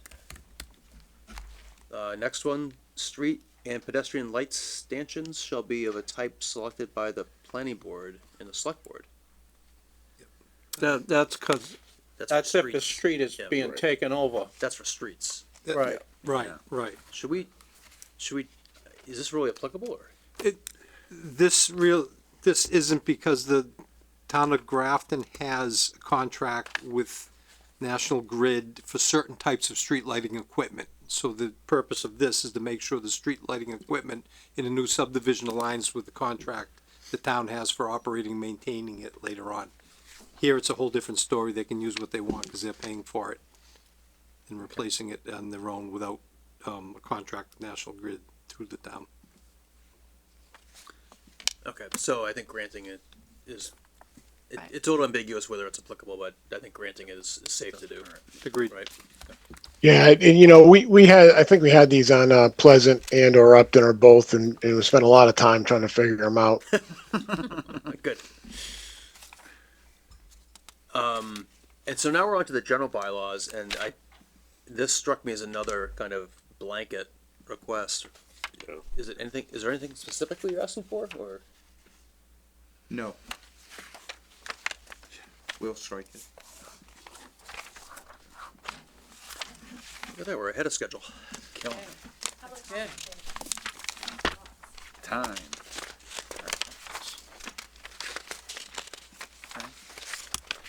All right, I'll circulate the revised draft tomorrow. We done? Great. Yeah. Did we deny that last one?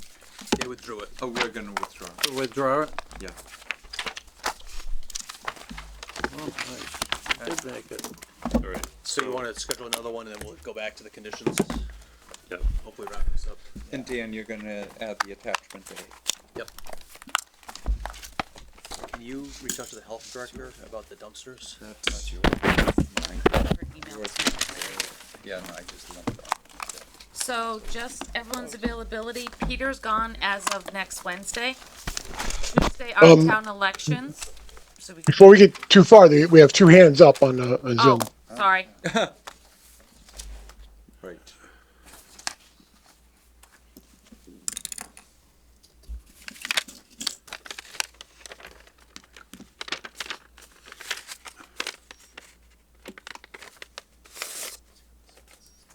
Okay, Mr. K, can you give me your name and address?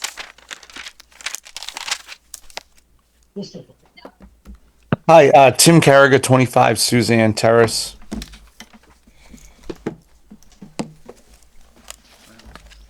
Go ahead, we hear you. Okay. Okay, I just wanted to, seeing that, you know, we're starting to make some more decisions here. You know, I abut the property. I don't know what technically side it would be, but you know, it's right where the three garages are. There used to be townhomes, and you know, I just, now that we're kind of getting towards the end here, I just want to make sure that, you know, and I said this a while ago, you know, the builders are going to build and find a way to get things done. And it seems that that's how things are going. So I have to have a, you know, duty to kind of protect, you know, my property and my family. So I just want to see, is it possible some way, somehow? I spoke with one of the builders about a fence and bushes and things to, you know, block some of the garages, and to get, can we get those things in writing so that they're, you know, kind of locked down, and that kind of protects the abutters? I mean, don't we have a landscape plan that shows this? Yeah, so what, did they agree to do some of that? Gadigan. Yes. Yeah, Cohen Babcock, through the chair.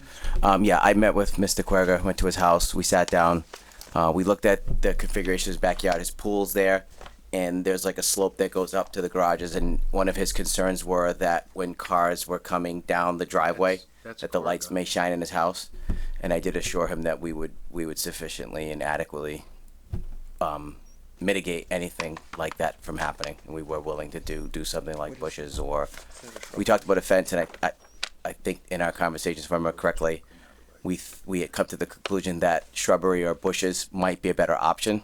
It would look nicer for him, but yeah, we did agree to do something. So, Yeah, and again, thank you, Cohen. I just wanted to make sure that was, you know, and I appreciate you chiming in, because, you know, clearly some people didn't know that. So and that's why I just want to say, is that something that needs to be written somewhere in some document so that it's kind of locked down, as opposed to just like a, you know, kind of a handshake type thing? yeah, Will it be on the landscape plan, like updated? well, not if it's undetermined. So- could we do a condition? Right, so we didn't Yeah. necessarily know what the angle was going to be, and where we would have to put that screening, and so that was part of our conversation, but that I did assure him that we would do something. I guess we're not opposed to. Which house is this again? 25 Suzanne. It's right here. So Dan, can't we just add a condition that Yeah, basically says they'll provide buffering and screening for 25 Suzanne Terrace or something like that? So the buffer is there. We did put it on the landscape plan. There's a 30-inch buffer on the landscape plan L1. No, those are the, those giant green arborvitaes along the back. And that's at the top. That's at the crest of the hill behind his house. So basically, behind his house and some of it, and a little bit of the next house, are really the only opening along that whole property line. Mm-hmm. And I guess we did capture it after the conversations I had with him. And that was additionally along there, we said, we're gonna flag any trees that we can save, and then we'll infill as well along that whole line, that's kind of on the westerly side of his property. And then where we can't, that's where we're going with the, This is it. Yeah. we have a total of 30 of those giant green arborvitae. arborvitae. Yeah, no, we're gonna put that in. So that, that No, line of we're putting that arborvitae's in. though Correct. ends That was for him. at a point, Yeah, it is. and I then, know we kept then it. there's nothing Yeah. for the rest of the stretch that goes towards Snow Road, except for, Where we're gonna, that's where we can save trees Right. and then we'll infill. right, but that's not specific. So if Uh, if he's asking for something specific, the arborvitae's is specific, cause you have the location, you have the quantity, Mm-hmm. you have the species. It sounds like the neighbors are asking for that kind of specificity for the entire property line, if I'm not. Well, no, just, it's No, for, just I met with Tim himself because that's the only property that has any exposure. The rest, it's a wooded tree line the rest of the way down until you get to the house out on the street. On your site or their site? On their side, Some on ours, but it's on our deeper, it's deeper on theirs right. as well. He's the, Katrina, could you pull up the landscaping plan just so Yeah. Mr. Carriga could see That's it? it. that L1. Yeah, that'd be great. And just, I've looked at the plans and I've tried to just see, what again, there is a little hill right, past my pool fence. And that's where the property line is. So I've been trying to figure out the distance of, where the garages would be and reading the plans. And I'm just unsure of that and where the arborvitae's would be. So I would just kind of like a rough idea of, some numbers there too. And yeah, to see the map while you guys talk about it would be helpful. Thank you. Yeah. So, what you'll see when it gets pulled up on L1 is a combination of proposed installed, arborvitae and existing tree line that spans the entire property line. So if you look, Well, that's not accurate. I mean, What do you? you're taking out the trees that go up to the property line because you're building a water quality swale. So you're relying on the trees that are actually in the butter's property to say that there's a tree line. but where, right, but there's 20 feet of trees from a property line to their home, to their yards. I understand existing. that, but just to clarify, when you're Right. saying there's a tree line, it's on their property, not Correct. your property. Except for at Querger's house, there is no tree line. He's clear right up to the lot line and his pool is right below. so that's why we're. On that's that why- plan, like the dashed line, is that the property line? Correct. Yes. Okay, that's the property line. Okay. And then, so that's the top of the hill. Correct. And, Yeah. okay. And then what's the distance from the property line to that garage number, 6-car garage number 3? Was it 30 feet? 30 inches. No, the distance from the garage to the Oh, property I'm line. sorry. Don't say that. Yes, no. A little bit more than 30 inches would be great. Yes, it is. I think it's Pardon. 30 feet. Yeah, okay. Do you have a scale? Not for this, not 30 inches. on the reduce. Yeah. No, I was looking at the, pardon. I want to say it's 30 feet. It's about 30 feet I scaled. Exactly. Just to let everyone know, it is 10:25, so we're getting towards. All right. So why don't we ask Mr. Don't get- Querga, are you okay with what's shown in this plan? The giant, that's a line of giant green arborvitae's which those They grow will grow tall and fast. big and thick. Yeah. So, not to interrupt but I'm not comfortable with what's shown there. And the reason I'm not comfortable is because it's two-dimensional on paper, things that I don't necessarily know what they are. I would rather see some sort of a condition in the permit that basically says the applicant will, somehow address site concerns or whatever for that specific property. Okay. And then it's there. It's great that this is the attempt, but if it turns out that what he's actually drawn on this print is, just completely inadequate, at least we've got something to go back on when Mr. K comes to us and says, hey, these guys didn't do anything like they said they're going to. I think we're fine with that because the original conversation I had with him is that I assured him that once we were there building and we understood the height differences, where the parking lot was, where the lights would shine, that we would do whatever it took to mitigate it. So, Yeah, so I think let's, Dan, are you able to put something in as a condition? Yeah, I'm a little bit, I'm not sure I understand totally what we want to say. But I would want a condition that addresses that whole property line for the other houses as well. If needed, after, That's 40. basically, if that tree line isn't sufficient. Yeah, that's right. And Mr. Chairman, if I may, there is gonna be an elevation difference of about 10 feet between Yeah. the parking lot in front of building one and, the Yeah. house at number 25, know. the ground surface number 25. So, and the trees are gonna be planted on ground that's, about mid-height between the parking lot and the house. So my point is, the trees, when first planted, may be tall enough or may not be. And they might be able to May, may I address suggest it something? at during construction or shortly thereafter. But the point is,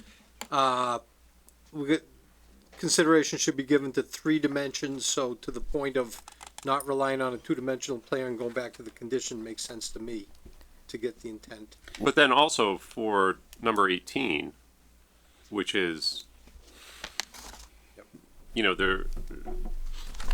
I'm not sure how there could be a sufficient tree line there. There may not be, but there's 3 garages and the way the vehicles drive, there's gonna be less chance of light shining onto number 18 and a half, But number 18. But I think it's more than just the headlights. I think it's looking out the rear of 18, you know. 18, okay, I was looking at 18 and a half. But Oh, sorry. Sorry, no, Yeah. I get your point. I don't disagree. So, in regards to a condition, I don't know if a general condition is quite what we should do in terms of it's just open ended. I know. What is that? I don't like that. I'd be more willing to meet with the abutters and agree upon something that they would like. Yeah. Rather than leaving this open ended and it could create I think, pure chaos. That would And be on our it, to chime in real quick, I would agree to that. I think, we can only kind of figure out specifics through Zoom to a point. I'd like to walk up on the property. Where would the trees go? What would a fence look like? Where would things be? Just so then we're there, we can see it, and we're not just looking at a 2-dimensional map. Because I think meeting and getting it done that way is definitely what I would prefer. Agreed. So I think so this would include number 18 and 18 and a half. Right. Right. So Tim, I think you still have my contact if we can meet as soon as possible before the next meeting and go. I forget, did you contact me through email or phone? Yes, I forget. And then You cut out. Was it email? It was email, yes. You're going to reach out to the other 2 abutters? Yes. Okay. Yes, I do have it right here. Okay, perfect. All right, so yeah, that'd be great. I can find the time to meet and we can chat. Okay, let's do it. Is there All anybody right, thank you. We design a plan around whatever they decide. There's a second hand up, isn't there? Yeah, there was another hand up. There's a few of them up now. Allison, can you please give me your name and address before you speak? Yep, Allison Casella, 36 Snow Road. I've attended as many meetings as I possibly have been able to do. Many have been suspended after 2 seconds of adjourning, but I'm really still concerned about the roadway down from Snow into the main road, and I just have not heard through any of the recordings and any of the conversations about what is actually going to be done at the corner of Snow.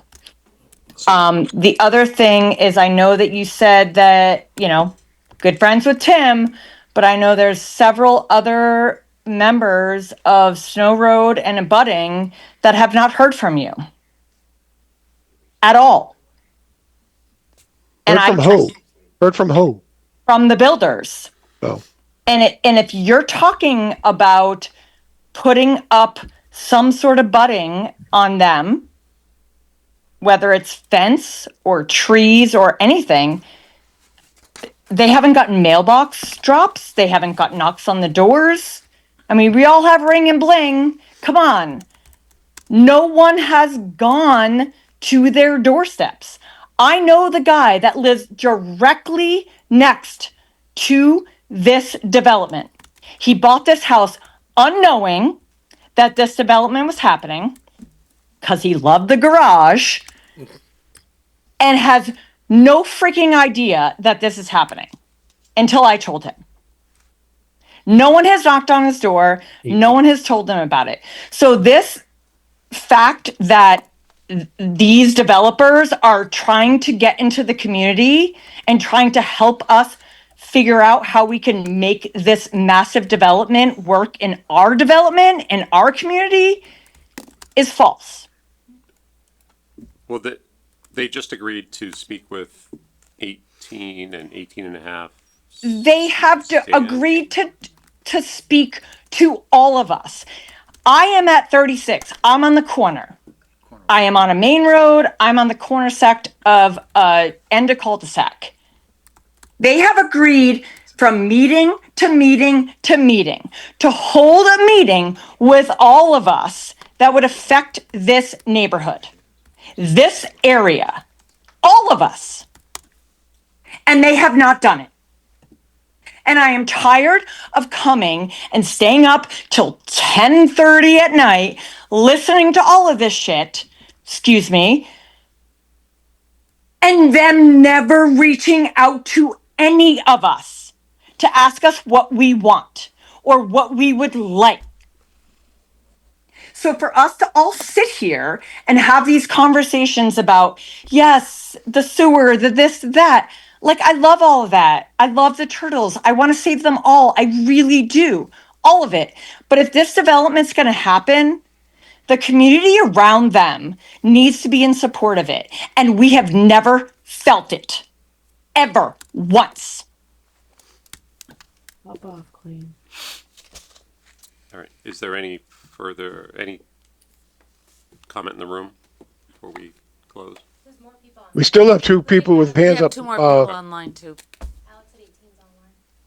I'm getting to them, ladies. You've got to give me a minute. So we do have two more people who have their hands raised, and one person did put a question in, but it's the same person who has his hand raised. All right, Mark Potter, could you please give me your address?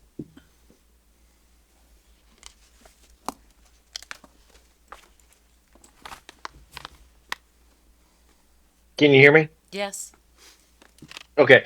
Mark Potter, 14 Suzanne Terrace.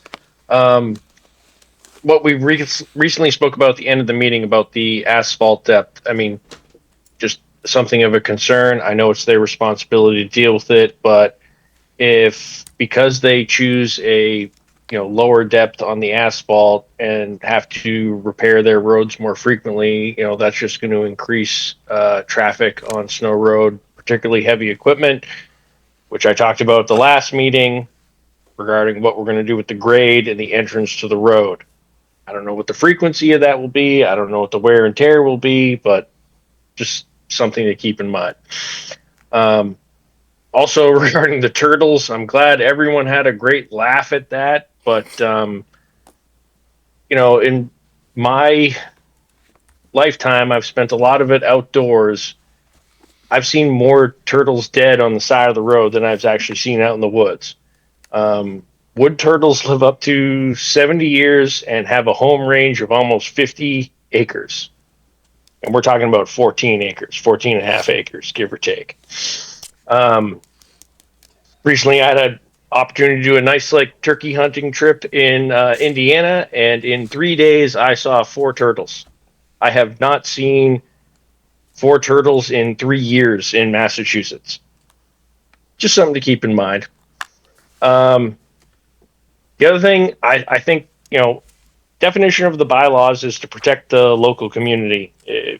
Forgive me if I'm mistaken. We're all the local community. You've heard from the folks on Snow Road and us on Suzanne. It's for us, not the project, not the projection. And our projection when I bought my home 6 years ago, I bought it because it's a residential neighborhood that I expected to stay residential and not see a 4-story, 3-story building from my kitchen window.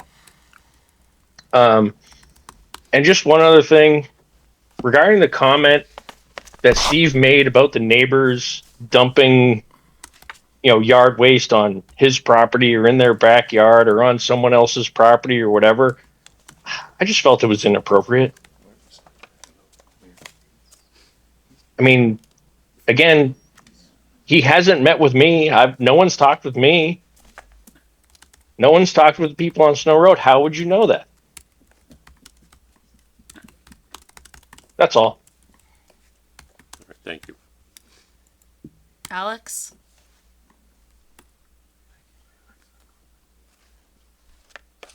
Hello, can you hear me? Yes.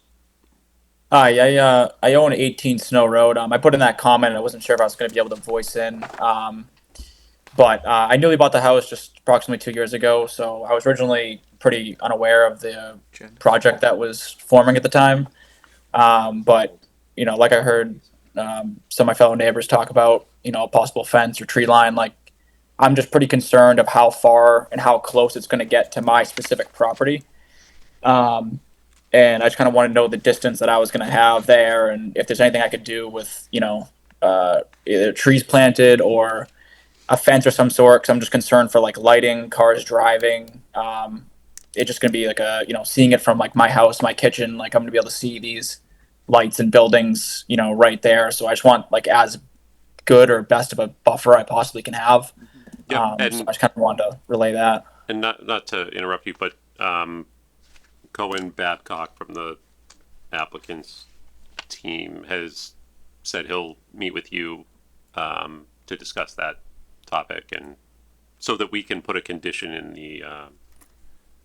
in the permit to ensure that something is done there. Yeah, no, if somebody can come by, that'd be great. I'd really appreciate to be able to speak to somebody in person if that can happen. I'll let him follow up with you on that. But follow through. He's going to come back to us after meeting with you to discuss, Because whatever. none of you motherfuckers reached out to us. Inappropriate. Oh, sorry. Let's mute her. I just did. I'm muting And everybody. I don't know if anyone who wants me to meet with them might want to go through the board and get the contact information. Maybe Katrina could facilitate that. I do have Tim's, but no, I don't have anybody else's. Yeah, maybe address this concern that the people that say they haven't spoken to you, just try to have a meeting with everybody so everybody feels like they've, I don't know, but you can't just ignore that all these people feel like they haven't been spoken to. Okay, I agree. It's something that we've asked for multiple times, and it's one of the more disappointing aspects of this project, quite frankly. We've had other developers come through that just seem quite a bit more professional about how they're dealing with these situations, having outreach meetings, working with the neighbors, that sort of thing. It's very disappointing this developer has not done that. But I don't know how much more we can do to make it happen. But this is what you get. You get neighbors who are really pissed off, and quite frankly, I don't blame them. Anyone else online? Nope, that was everybody. All right. Anyone in the room?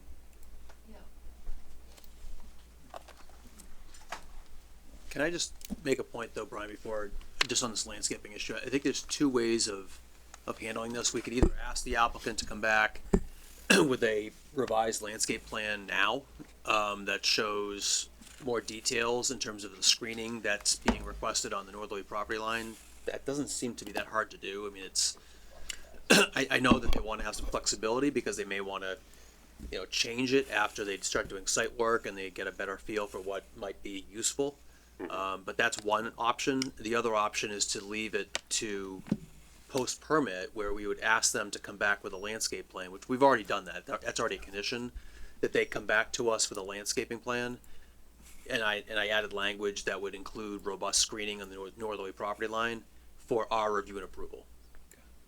So, And if I may, it's going to be part of the approved plan set. So you'll have that second bite at the apple. And on top of that, Cohen, as you pointed out, is already going to be speaking with some Suzanne Terrace folks, so that you can perhaps fashion a condition or get some input on what that revised landscaping plan might look like. So, I mean, steps are going to be taken. so you're gonna give us input on these issues before the next meeting? Is that your plan? If Cohen can get the contact, certainly with at least one of the people with whom he's been speaking with. So that's a good idea. I think asking them to provide a report or update before the next meeting, so then we can potentially add another condition in here on those issues. Mr. Chairman? Mr. McCusker. Yeah, so Dan, so I had said a few minutes ago that I really would like to see some sort of condition that calls out some sort of, requirement or intent to provide screening, et cetera, for, that address on Suzanne. Maybe we're talking about more than just that one address. Am I sensing reluctance on your part to put a condition in like that and just rely on the landscape plan? Or are you saying landscape and some sort of condition as I was talking about? Well, I think, aren't we talking about landscaping? Are we talking about We are. Yes. We are, but so as I said, it's one thing to see a plan. It's another thing to actually see whether that actually accomplishes what we wanted. So that's why I was hoping to have something in words in the permit that makes it real clear that not only was it our intent to plant these things that are on this plan, but we also intended to provide some screening or blockage, et cetera, for, whatever the addresses are, or, whatever it is. So that's why I was looking for some sort of words as well. So more specificity in terms of what we want to see on the property line? Well, what we want to accomplish Right. on the property line. I would agree with that. So that there is some flexibility there on how they accomplish that, but that. I was going to add a sentence to condition D9 that, because D9 already says they have to give us a landscaping plan before the issuance of the first building permit for our review and approval. And I would add a sentence, or we can add more than one sentence. It says that the plan shall include robust screening, parentheses, vegetation and or fencing on the project site side of the northerly property line. Yeah. Yeah, I want more than that, Dan. I like to think that we can somehow put a condition in there that says that they're going to try to provide screening, not just a plan that says stuff, because what's on a plan doesn't necessarily translate into actually accomplishing something. That was did you hear the second part of his, it's specifically said to include robust screening along the northerly property line. So that it's okay. Not what's going to be necessarily on the plan, but it's going to have to accomplish that, and we have the opportunity to approve that plan. Do you want to send me, Bill, maybe something that, like in writing, that you had in mind? Let me take a stab at something. Okay. And do we need to have something that states that they will commit to meeting with the neighbors? Well, the ones that they haven't met with, or? I assume that's going to happen. We can say that the applicant is directed to consult with the neighbors as to the appropriate types of screening that will be provided in the plan. I just feel like there's so much frustration out there that has to be addressed somehow. I mean, you can't, they're feeling ignored, and we can't, at the end of the day, the project's gonna happen, but let's see if we can get people to understand and feel comfortable with what's gonna be in their backyard. All right. Sorry, That's okay. I'm Judy Valentine at 19 Suzanne Terrace. So I actually abut the filtration basin, and I'm having a hard time to figure out how it look. I'm like horrified that it's pretty much the length of my yard, it looks like, on the very, very border of our backyard. And I really can't get a good sense on how deep it is, how wide it is. There's already a natural slope. Are they going to use that natural slope, or is it 10 feet? Is it like a pit? Like, I don't, like, it's literally on the very edge of our property and like just right over this line. So I would like some clarification. I can provide that. The elevation from Ms. Valentine's property, where it slopes down, there's a knoll there. Because your yard is a little down low, then it slopes up to the property line. Yeah, yeah. And then from the property line, it'll gently slope Down. towards us. So there'll be a Right. ridge at the property line. There's a natural way of Correct. doing it. And so the highest point of that ridge is around elevation 336, 330, it goes from 338, slopes down towards us to 336. And then we have a top of, right there you go.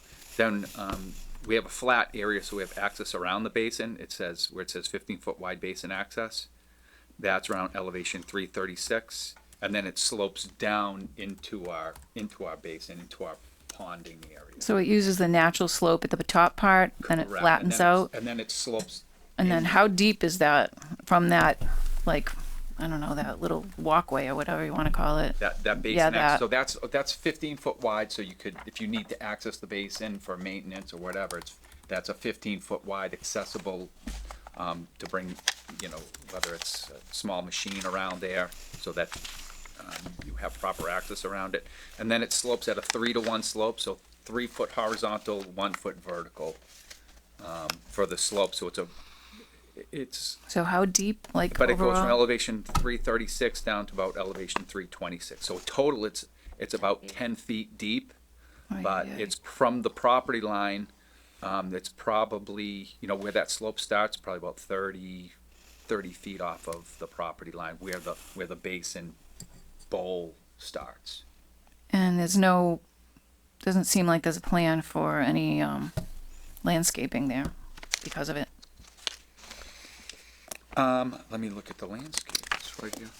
Land. Yeah, so we have in that area, along the property line, we have the ability to try to maintain trees within there. I think I had discussed this at one of the previous meetings. In the area, there's a big oak that has like Cluster. a cluster, and has like 3 big veins. So that's obviously something that that's around the property line. We want to obviously maintain that. And then we have notes similar to other areas around that we're going to maintain, existing trees and vegetation, and then do infill to make sure that there's. What does infill mean? Infill, like if there's existing trees, we're not going to cut every tree down and then do a row of shrubs or anything. We're going to maintain trees, and then between trees fill in with plants. And So it doesn't mean clear cutting that property. correct, we're gonna save everything that we can save, and then whatever is any gaps, we're gonna fill them in. And again, that's something where Cohen can meet with you and kind of walk. We did have stakes at one point. I think about every 50 to 100 feet, we had the surveyor go out and stake along the property line. Yeah, I saw some of those, yeah. And so we have an idea, obviously, where the property, and pretty much it's that ridge. Now, is that grass just gonna naturally fill in, or is this has to be mowed, or what? For the access around that 15-foot wide access, that's mowed like a couple times a year. Okay. It's not, it's not manicured, but it's not gonna. I don't want it manicured, just to be clear. But what you don't want is for, trees to start growing up and then the basin doesn't get maintained. It has to be properly maintained, and you have to maintain the access around it, but that gets mowed a couple times a year. But the length of it is gonna go like the whole length of the property, basically, on the back? Yes. Still having a but hard time again, that's- visualizing that.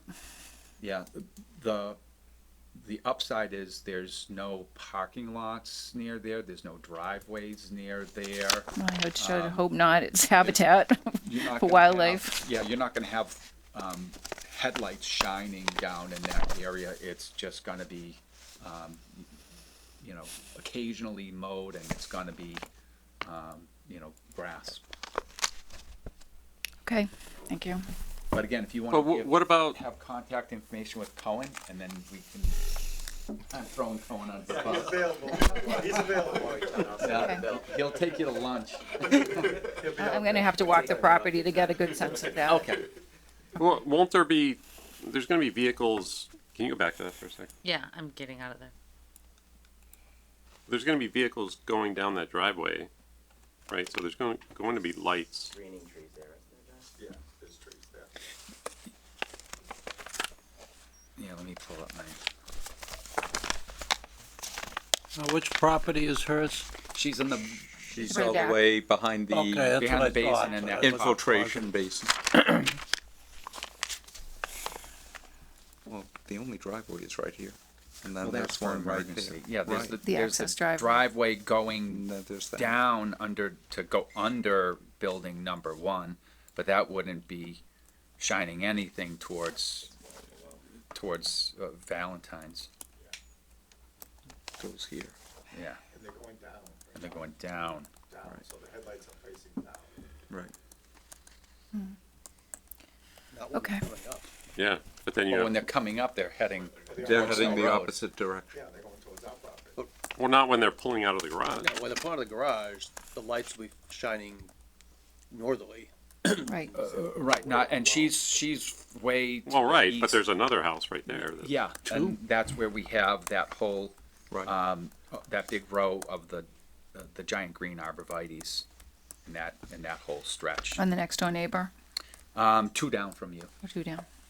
That's not where the arborvitaes are. Yes. No, Yep.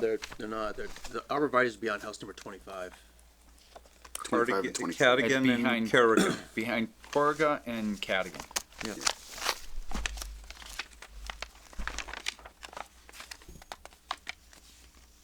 If you go to the L1, that's,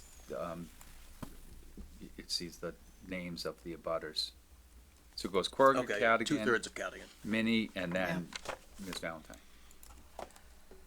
And you didn't extend that row all the way up Cadigan because there's trees there that are gonna be saved? Exactly. And then we'll do infill. Because no, what happens if you, and you've seen it, you see a row of arborvitaes, and then an arborvitae is next to an existing tree, and you see the line of arborvitaes go, goes right down.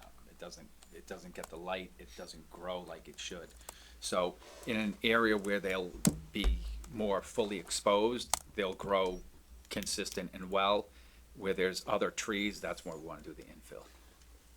And is Miss Valentine's property at a higher elevation than the basin?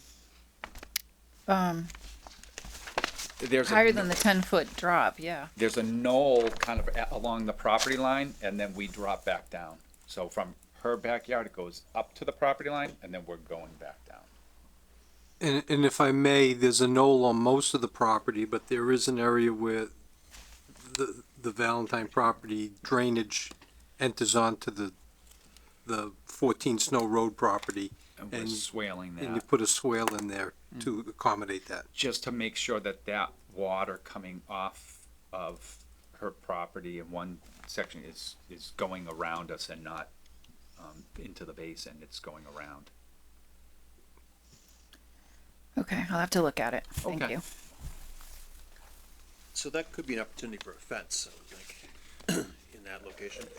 Yeah, unless there's trees that, you know, Right. that's the only thing. That's why that's why I think it's good to have the goal of having robust screening, but that, you know, if there's trees, if there's gaps that need to be filled in, it's kind of on a case-by-case basis. That's why I think having the goal of having robust screening. Well, you're gonna be doing grading right up to her property line. Correct. So there's not gonna be trees saved, and it Yeah. might be hard to put trees in. Just thinking of a fence. For a might portion be- of it, yeah. a fence might be inappropriate, remedy. All right, so we can, again, we can talk to her and whatever, if Right. that's a direction she wants to go, we're not opposed. But I think until the site work is done, it's gonna be Yeah. hard to determine I totally agree with what's gonna work best. Totally agree with you. Again, and you'll have that bite at the apple when we do the approved plan. Or the, well, he's saying no, when the approved, when the work is being done. Oh, they're it'll gonna be have the it- building permit set, They'll be, basically, yeah. Okay, next. Right. Okay, Wendy? Wendy Allen, 8 Frankie Lane. One of my neighbors is asking if the tree vegetation buffer deteriorates, who do they contact? So I think they mean like enforcement. How do we enforce that? Do they contact like the property owner, I would assume, and then maybe it's more of like an enforcement issue? You mean down the road when the project's completed? Yeah, I think so. Like if a tree falls down or something? Yeah. Or like if the arborvitaes don't grow, like they said, like if it gets shaded out and they don't grow to the right height. What is your question? How do we enforce it? They said, ask if the tree/vegetation buffer deteriorates, who should we contact? So I think they mean, yeah, So like there's a condition in enforcement the and then, permit that says that the landscaping that's shown on their final plan that the board would have to approve has to be maintained in perpetuity. okay, So if it's not maintained, then a neighbor could make a zoning enforcement request to the building inspector to say, hey, they're not complying with this condition. okay, perfect. I think that's the question they were asking. Okay, and then just to echo some of our neighbors, so Alex, like Ali said, just found out about this, and Matt, who owned the house, literally, he came here in the beginning. He sold his house because of this property. We now have a second neighbor in like the 20-ishes that also just did the same thing. So there's new people. Alex didn't know.